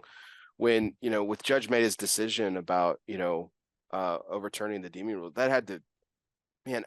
I've had the good fortune of asking a lot of people, including Rocky Patel, about it too, and he was on a plane actually when he found out. where were you when you found out? Like, what was your reaction? I mean, was it I think I relief? was here in the office. I mean, it was as soon as it came out, we were on a conference call, talking about it. But it was something that we, to be honest, I would say that we thought there was a 50-50 shot. I mean, like it could easily gone the other way. Sure. But to get a result like that after fighting for so long is pretty rewarding, right? It's pretty rewarding. It's a good feeling for sure. Yeah. When I've Uh, talked to laymen outside of like that don't really know anything about my world, in this industry, and they're like, well, that was hardly a victory for the little guy, the tobacco industry. I'm like, no, no, no, no. You don't that understand. You really don't understand. Like the premium cigar industry is that was the such little a guy. tiny that Yeah, we were the that David yeah, we were the little against guy. against the Goliath, the Yeah, but anti-tobacco lobby and the FDA. I but mean, like the point that I made earlier, like we're just wired. Like people in this business were wired to not to we're not going to accept no. Like we're going to figure it out, right? And mhm, like we're going to fight. And we were all doing things that we'd never done before. Like we didn't like. I'm not an attorney. I never like reviewed briefs and like had to provide like yeah. feedback on that, or like I never wrote like a notice of I never wrote like a public comment. Like I never did any of that stuff. And like we would be on these calls and like, they'd be dragging on, and you just try to figure it out. And Well, luckily just you were married to a lawyer, so some of it, you got some help a little bit, hopefully. yeah, but still, like I mean, she Yeah. was she No, I'm was. sure it's foreign as heck. Yeah. I I mean, mean, it was hard. It was hard. And I've read more legal briefs in the last 5 years than I ever thought. Why would in my entire and life? but then also like having to make these like some of these pretty tough decisions, right? I mean, like who's going to represent the industry? Like, figuring out costs, like who's paying what, like what's the focus? I mean, like there was nothing easy about it. And it's still not, I mean, that process still isn't easy, but Mhm. what we've gained over this experience is, I would say like, I would say we're maybe a little bit more calmer about it. Like the stress used to get really high, and Mhm. the tension was tough, right? And so I feel like we've kind of and everything like we get better everything like S chip. We weren't organized. We didn't have any associations. We had no idea what to do. Well, we learned from that, right? Oh, you had to get in there and lobby. You had to talk to certain people. These are the committees you had to get to because of this type of issue, right? We hired counsel. Like you kind of learn something there. Oh, we got to get organized. Okay. And then this other thing came. Well, we got associations. We got to figure out how to work together. I mean, like we just build on it. We build on it. Right. And Mhm. so, um, it was really interesting kind of going through all of that. It was hard. Don't get me wrong. It was hard. And Mhm. it was tough because, um, you know, generations of stakeholders, Yeah. relationships, and those, it was tough. It was for sure. It was tough, and it certainly fractured. I feel like things are are much better over the last year and a half, but it certainly fractured a lot of relationships. Oh yeah. Yeah, Yeah. it was hard. Well, yeah, we'll get into a little bit of that here in just a second. But going back to now, I mean, Yeah, you're fully into your tenure now, not yeah, as far as president is concerned. But I mean, talk about challenges. I mean, the benefit I think you have, Scott, is that like you said, you've served alongside these folks, and you've been a part of this organization in a real way for a really long time. So it's not like you're this new person coming out of nowhere. The same with right, Josh coming in as executive director now. He there's some experience there, so I don't think it's going to be like a total from scratch. But I mean, and I mean this with sincerest respect, Scott. I mean, I think Greg Zimmerman is probably and with respect to the colleagues before him and John and all those other folks too. I think Greg Zimmerman was the best president that I've ever seen ahead of the PCA. And I think Scott Pierce was the best executive director that I've ever seen the organization. They ran the last few years. You guys have made such amazing strides. The organization couldn't be better. So you're taking over at a great time. But I mean, there's some big shoes Big Yeah, shoes. well, I'm fortunate because both of them are still resources and they're still friends, and Greg's still involved. And even though, Pierce has moved on to another association, I still talk to him, and we're going to continue that relationship. But let's just we've been fortunate because we've had. You're right. Pierce was excellent. I mean, he was great. He at the timing when he came in to move the association along into a newer, more new age, focused association, chasing down things that we never had thought we could chase down before in terms of promotions and just really kind of energizing the association. He did a great job, and forever grateful and thankful for everything that he's done, the hard work that he put in to get the association to where it's at now. And also, don't forget, we had an executive director before Pierce that took down huge tasks to get the association to where we're at, right? And I will say each one of them had their strengths. Mark Purcell, he was a trade show guy, longtime trade show executive, worked at the second largest trade show in the country, the Home Builders Association. I mean, he knew trade shows. When we would go into negotiations with LVCC or the Sands, I mean, he was so good, spot on. That was his world. But he also did things to kind of get us to the point where we could continue the evolution of the association. If you remember at the time, we had staff in Georgia. We had, and a lot of people don't know this, the association finances were spread out all over the place. There were CDs in Texas, CDs in Indiana. I mean, essentially, the money that the boards had the foresight to start putting away for when it's time for a fight, right? Wasn't at the time, it really wasn't working, right? I mean, the portfolio wasn't working, it wasn't generating. It was kind of just parked, right? And so then we got Mark that comes in that came from a big association, knew how it worked, right? Consolidated staff, bought the townhouse, cleaned up all the money, went out, hired a firm, right? We use UBS, investment policy strategy, really kind of put us in a spot where we could make moves, right? Like we could do these things, right? Because now we got the portfolio working, we didn't take a mortgage. We borrowed against the portfolio, paid that off. Like he, built that whole, I mean, he really did a good job of creating like a foundation, right? I guess is what I'm trying to say. Sure. Those were all things that were right in his wheelhouse that he did a really good job. And then next thing you know, we got FDA and like the world's upside down, right? Like we've done all these great things. We had all these great plans, keep this trade show rocking and rolling. And now we got this 800-pound gorilla staring us down. What are we going to do? People are worried that the industry is done. And, that wasn't his wheelhouse, right? I mean, that wasn't, getting out there and speaking to congressmen and doing presentations and, writing public comments and going and meeting with OMB and like all that stuff. Like that wasn't his strength, And so, one thing led to another, and fortunately we were able to bring Pierce on where, he was that person where he's a really good speaker. He loves the industry. He was passionate about it, still is passionate about it.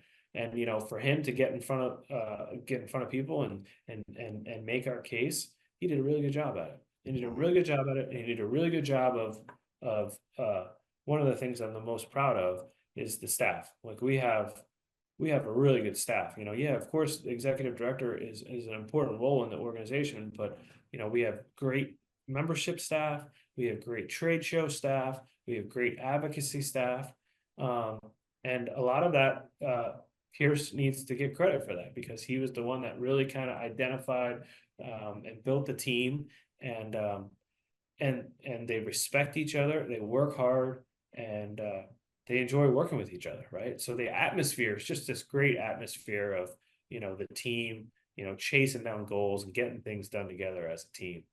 And so Scott was great. Scott had an opportunity to move on, and, wish him nothing but success. We're going to continue to work with him. And so now we have a new opportunity, right? So Joshua, you're right. You know, he knows, he's been working with us for years. He loves the business, and he loves the association, and he brings another kind of skill set, right? I mean, so Mhm. here now we have someone that's our chief lobbyist, understands Washington D.C., understands that advocacy isn't just at the federal level; it's at the state level.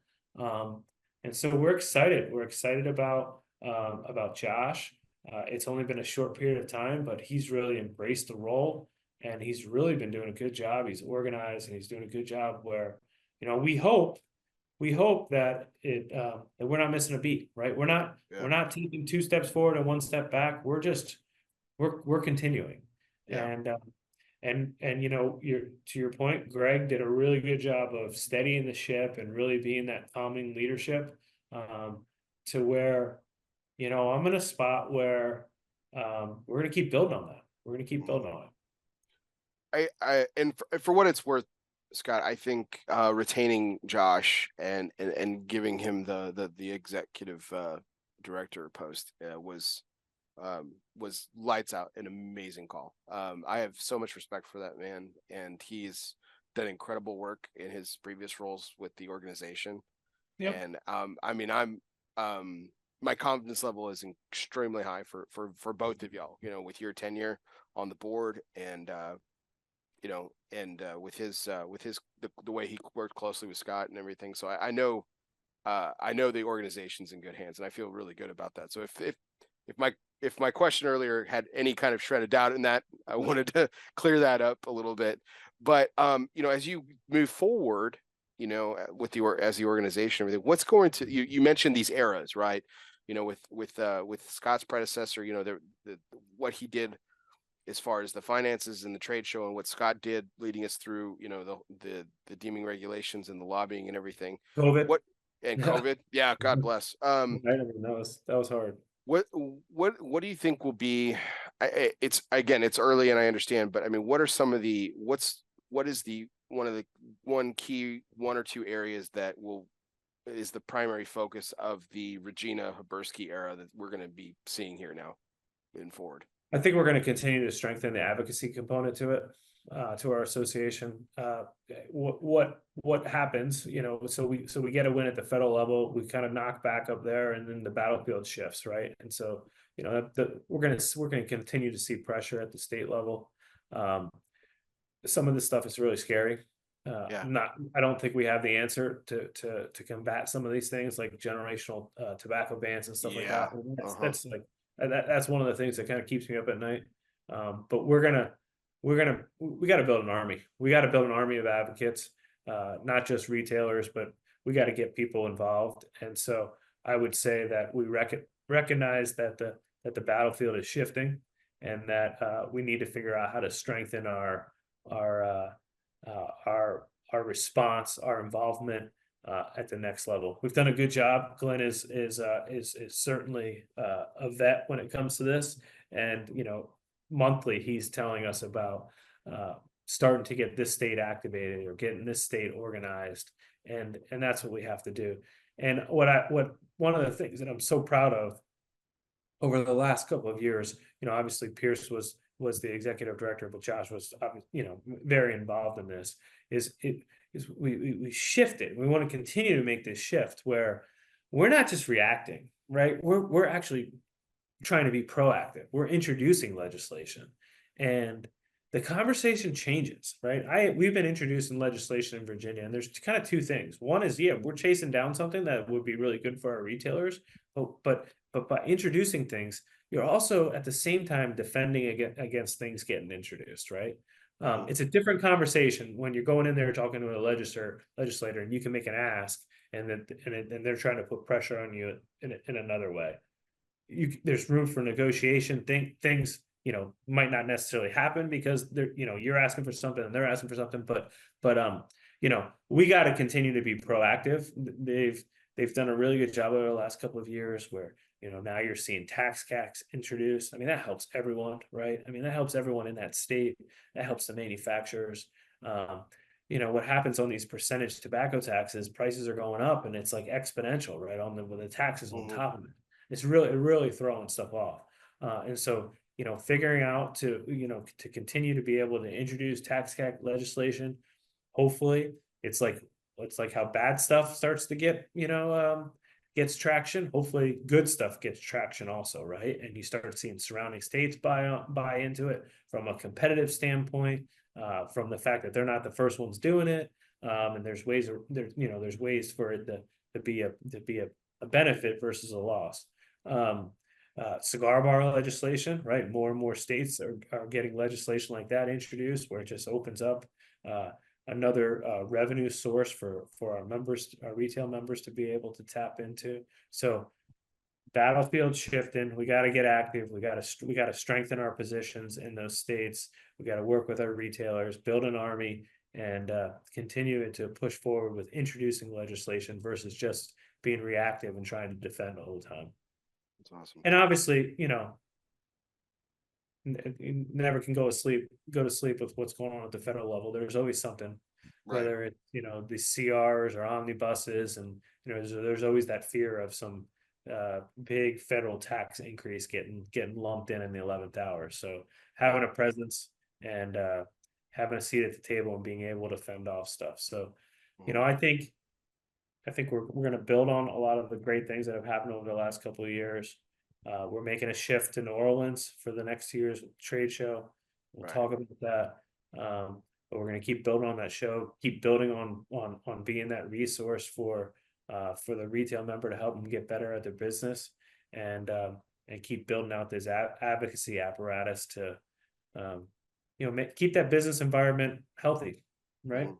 Yeah, you strengthen your membership, you strengthen your core, and that means you strengthen the organization, which means you strengthen the advocacy. It's a kind of a domino effect. Circular. Sure. It's very circular. Everything's connected.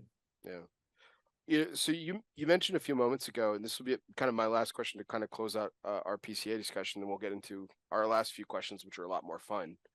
But you mentioned that at the time of around between Scott's predecessor and Scott coming on board, the deeming regulations, everything, the industry became very fractured. You mentioned this fracturing, and I couldn't agree more. And that's probably the best word that I've heard to describe it. But there's certainly a lot more to it. But I mean, like, the big four walking out of the trade show was a huge deal. Now they're all back. Davidoff announced that they'll be returning to the show, which I know must have been a really, a big, a big moment for y'all. But so now that all four are back, and I wouldn't say that fracturing is completely, or maybe you disagree. I wouldn't say that fracturing is completely healed, but I mean, what was it? What was the biggest point of contention? What separated us so much in the hour that we probably needed to be together the most?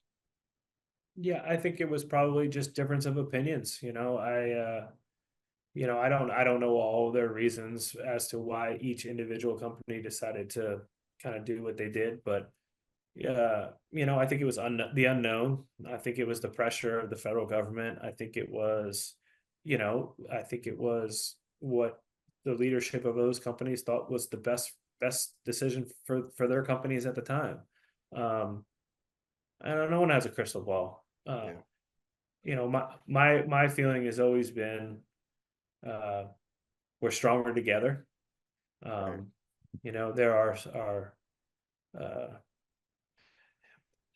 this is just me speaking, but I'm not like, for me, it's not about who gets credit for what. For me, it's about getting the result. Like, all I want to do is win. And so, I don't know. I don't know the reason. It's certain we certainly put the effort in to try to keep everyone together, but for whatever reason, we couldn't do it. Now, I mentioned earlier that with all the fracturing, we as an association thought the path that we needed to take was to be more for everyone. And I think what we learned from this experience was that's not a reality. That's not who we are. That's not how we got to be 98 years old. and that we couldn't be that association for everyone. And our strength is focusing on our core membership, which is our retail membership, and that's our contribution to the industry, right? If we can make retailers as good as they can be, help retailers get as good as they can be, others are going to benefit, right? And it's going to keep the industry healthy. So it definitely took a little bit of looking in the mirror and making some tough decisions, but I think it's the right decision. And so that's where we've been focused. But Bear, I wish I knew the exact answer. Ultimately everyone kind of made their own decision, and we certainly didn't want that. We certainly were doing everything that we thought we could do to try to keep people together, but ultimately we weren't able to do it. Extremely happy that they're back. We've always told them that they were always welcome to come back, and look forward to all of them being back for a long time. Yeah, I think it's certainly, I think it certainly, it's all in how you perceive it. It's a matter of perspective, I suppose. In a lot of ways, it seems like it took too long, but in the same breath, I think it also was pretty short-lived. I mean, historically speaking, in 10, 15, 20 years from now, if you and I are sitting on a podcast again and we're talking about the fracturing again, like, oh yeah, remember that? Yeah, it didn't last very long. So I mean, I guess it's all perspective too. So it's great the strides that y'all made, and the open door policy certainly kept the lines of communication open, and I think that's probably why it was as short as it was. So that's great. Yeah. Well, Scott, I certainly as we go into our fun segments here now, but before that, I wanted to wish you luck during your tenure as president. Like I said before, you certainly have big shoes to fill, in my opinion. But yeah. I have a lot of confidence in the leadership because of the fact that you've been around and then the decisions that you guys have made and the path that you guys are going along. So the trajectory is nice. We just need to keep it going, and from my humble corner that I sit in. So keep it up, and we'll be doing great. And listen, it's don't think it's just me, right? We have a great board, and correct, of course, and I love being on a board. And what I love being on a board about is that we don't necessarily agree all the time, but that's how we get to the right answer, right? I mean, that is the beauty of being on a board, right? There's something that we got to figure out. We got to make a decision about the direction or whatever it is. Like, the fact that we can get 19 people together and we can have a conversation, we get to the right answer. And that's what's awesome, right?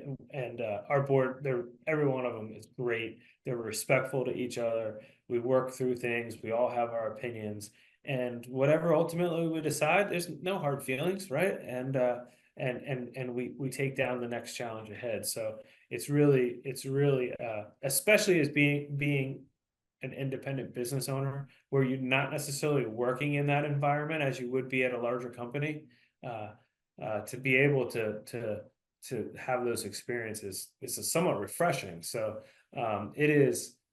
it's fun. It's fun working with a good board that's got a common interest and chasing down the same goals, and having those discussions that ultimately gets to the right answer. Awesome. Right. Well, let's transition into some of our fun segments. This next segment is brought to you by Artista Cigars, which is truly the last hidden gem in the Dominican Republic.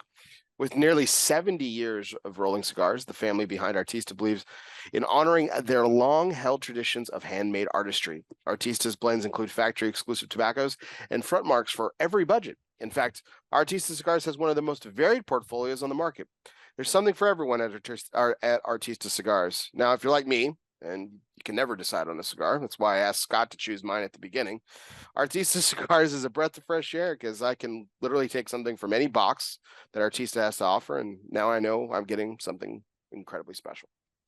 So this is more of a rapid fire segment, Scott, so it's pretty easy. I'm going to give you two choices. Some are cigar related, some are not cigar related. There's food mixed in, and there's a couple of even deeper questions at the end, but it's an either or. So you just pick one, and I might ask a quick follow-up, but it's pretty rapid fire. So let's start off with cigars. Thin or larger gauge? Thin. Yeah. When you cut, you kind of already answered the cigar cutting question. Why do you favor the straight cut over any other cut? Because it's usually the one I have the most available. Fair enough.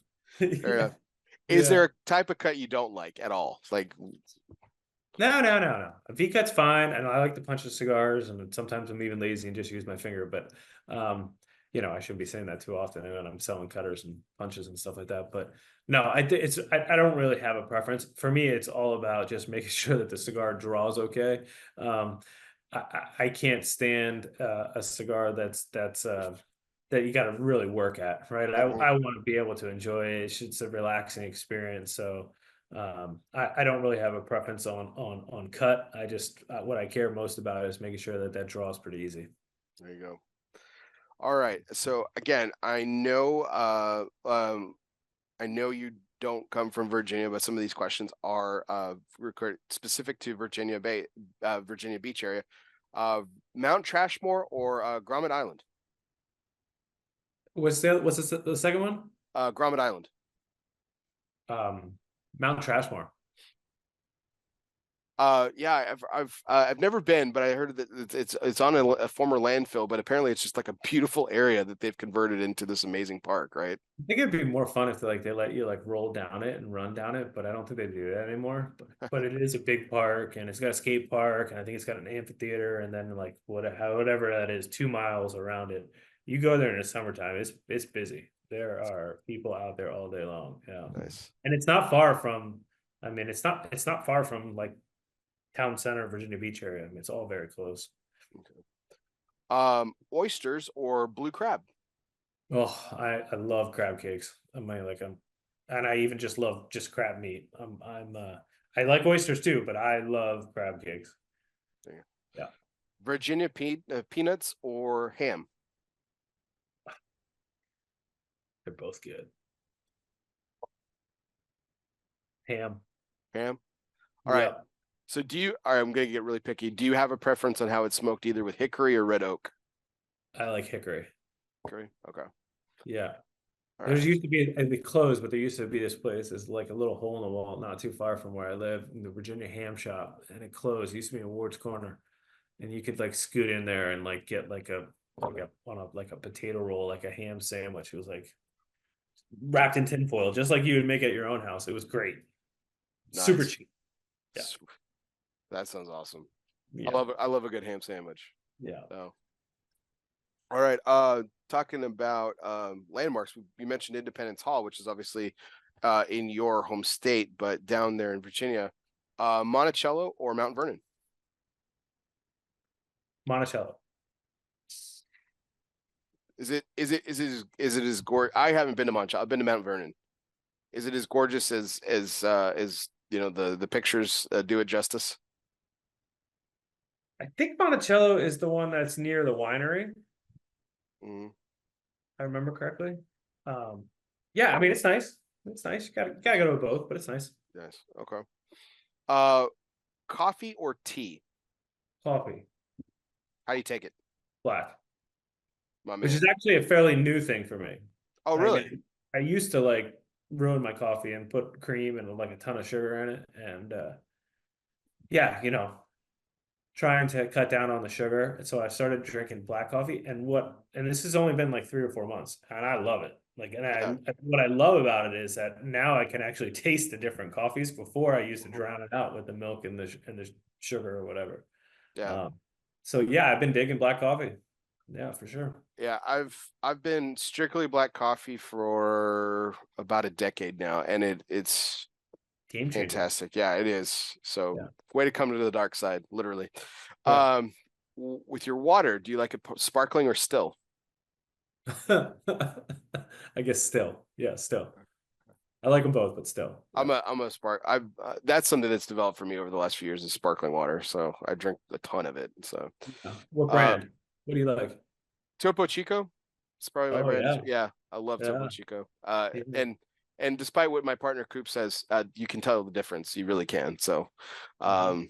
um, other brands are just not the same. They're good. It's fine. Yeah. But a lot of times you're just paying for the name. Perrier, San Pellegrino, like you're Yeah. paying for it, and And but Topo Chico, while you're paying for it, it's superior sparkling mineral water. I'm gonna For try sure. it. I'm gonna try it. All right. Would you rather travel in a hot air balloon or in a submarine? Oh, hot air balloon. I don't want to be in a submarine. Don't like the enclosed spaces, but I obviously think no fear of heights apparently. So yeah, no, I'm not afraid of heights. I don't know. I mean I just uh yeah, I don't know if I can just a hard I pass. don't think I could do a submarine. I don't think I could do it. I don't know how people do submarines. I mean, there's times when they're down there for like weeks, months Months, without food. years, yeah, I sometimes, mean, yeah, I think I would probably go a little bit crazy. yeah, nuts. Not ever seeing the sun. I mean, lack of vitamin D, just God, it Yeah, drove me crazy. yeah. All right, would you like to ride an elephant or a camel? You know, I don't know. Which one's faster? Camel. It's got to be a camel, I would think. Yeah, I do camel. Elephants are surprisingly they can move, but yeah, camel is probably a little bit faster. Yeah. All right. Uh, Elephants, you just run everything over. Maybe elephant. yeah, there you go. Yeah. Yeah. Would you rather lose a finger or have a headache every day for the rest of your life? I hate headaches. Oh man. I guess a finger. I'll give up a little like a pinky finger. There you go. You got four others. It's fine. Yeah. Yeah. All right. Last one. This one's How did you come up with that? Have you asked that I before? no, actually I haven't. No. I don't know. Um I can always come up with questions to our point earlier about service. Like I can ask questions and end up somewhere that's nowhere near the place we started. I can always ask a question. It's one of my trades. I got it from my dad. So would you last question, I promise. Would you rather lose all of your memories since birth or be unable to create new memories? Unable to create new memories. I love thinking about the past. I had great childhood and yeah, I love reminiscing on the past for sure. All right. Right. Well, that was our Artista segment. Let's move on to the next one here. So this is our Everybody Eats segment sponsored by Postania Cigars. If you always make sure that your servant's towel is bigger than your appetite, everybody will always get theirs. Postania Cigars is more than just great cigars made by cool people. They embody an attitude of gratitude and grit. With Postania, everybody eats. So what is the food or drink that you love that you would never have tried if you had not been offered or forced to by someone else? And this is actually fairly recent, and Okay. it's a PCA thing. I never had Indian food, and we ordered Indian food at PCA one time, and now I order it like once a week, or go out for it. Now I'm not eating Wow. like super spicy Indian food. I'm still kind of like figuring it out, but yeah, this is fairly recent. I like it, and I probably never would have tried it if everyone else hadn't ordered it. That's awesome. What would do you have a favorite like a dish you really like Yeah, that it's you go like for? the chicken dish, The butter chicken or yeah, butter chicken, yeah, yeah, something like that. Yeah, good stuff. Good stuff. yeah. All Do right. you eat Indian food? I do. I like everything, Scott. Like I told you, I'm the customer that you love that comes to your store. I'll smoke Yeah, anything. I'll buy and I'm like, oh, I'll try that. Absolutely. yeah, When I go to restaurants, I usually can't decide off the menu, so I'll ask the waiter, like I'll tell them, hey, these are the 3 or 4 things that I'm considering. Pick one and just bring it to me. yeah, yeah. I'm not picky, but I just never had Indian food before. Yeah. Yeah, I'm really not picky, especially when it comes to food. I'll try anything once, and there's very little that I don't like. Yeah. So, but funnily enough, I do have a weird allergy that throws people. I'm allergic to chocolate. Wow. Yeah. So that's pretty strange. So basically it means I can't have dessert where anywhere at like any restaurant because that's all the dessert menu looks like is there's chocolate something. Yeah. So some variation. So I either my choices are pretty limited. It's always like a cheesecake or a creme brulee. That's usually what I can have, which is fine by me. Both are I do like delicious. creme brulee. All right. Well, our next segment is brought to you by Asylum Cigars. Refuge is more than just a physical place. It can be a state of mind. Some of life's greatest reflections can be found in our own personal asylum. Moments like these were made for Asylum Cigars. So light up an asylum and choose your refuge. So Scott, this segment is about, you've operated a retail location for, like we were talking about the last 20 years. And everything you kind of talk about is getting people together. This is a very community driven business, and it's a community driven pastime. Sharing cigars is something that we do, that we enjoy. We're doing it right now. But every so often we get to enjoy a cigar by ELOSOFUMARTAKES, and you've probably had several of these moments over the years. But what's a moment that comes to mind where you were just by yourself, nobody else, smoking a cigar, and this could have been celebration, a moment of reflection? Tell us what that moment was about, and if you can recall, what cigar you were smoking. Well, I'll tell you that oftentimes I do smoke a cigar on the ride home. So technically it's alone, but that's not necessarily, I think, what you're getting at. You're thinking in terms of like more of that special moment when you were smoking a cigar. Man, listen, the commute cigar is sacred, so I'm not going to diss it at all. The commute cigar is sacred. Yeah. I mean, I kind of start a cigar at the end of the day and I like hop in and I usually finish it when I get home, But I don't know. I'm trying to think of that. I'm trying to think of that special time where it was just me and I was just smoking a cigar.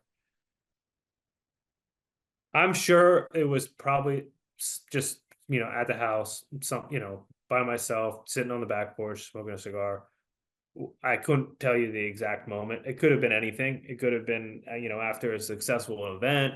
It could have been, some major life event, maybe, you know, uh, probably completing the transaction that purchased the company. I'm sure I sat back and said to myself, wow, I can't believe this actually happened. We actually got it done. But I don't really have that like one moment. I don't really have like that time where I you know climbed this mountain and smoked a cigar at the top or did this. You know what I mean? I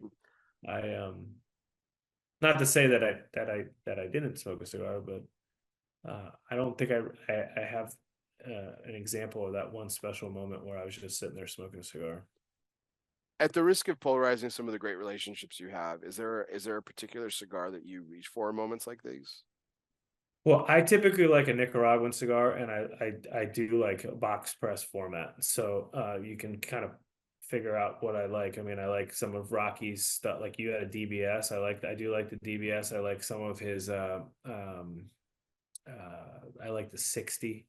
I like Padron cigars.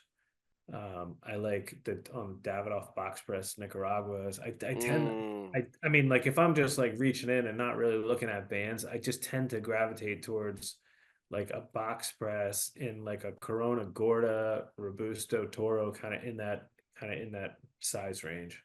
Do you like Connecticut Shade at all? I don't smoke them as much. Okay.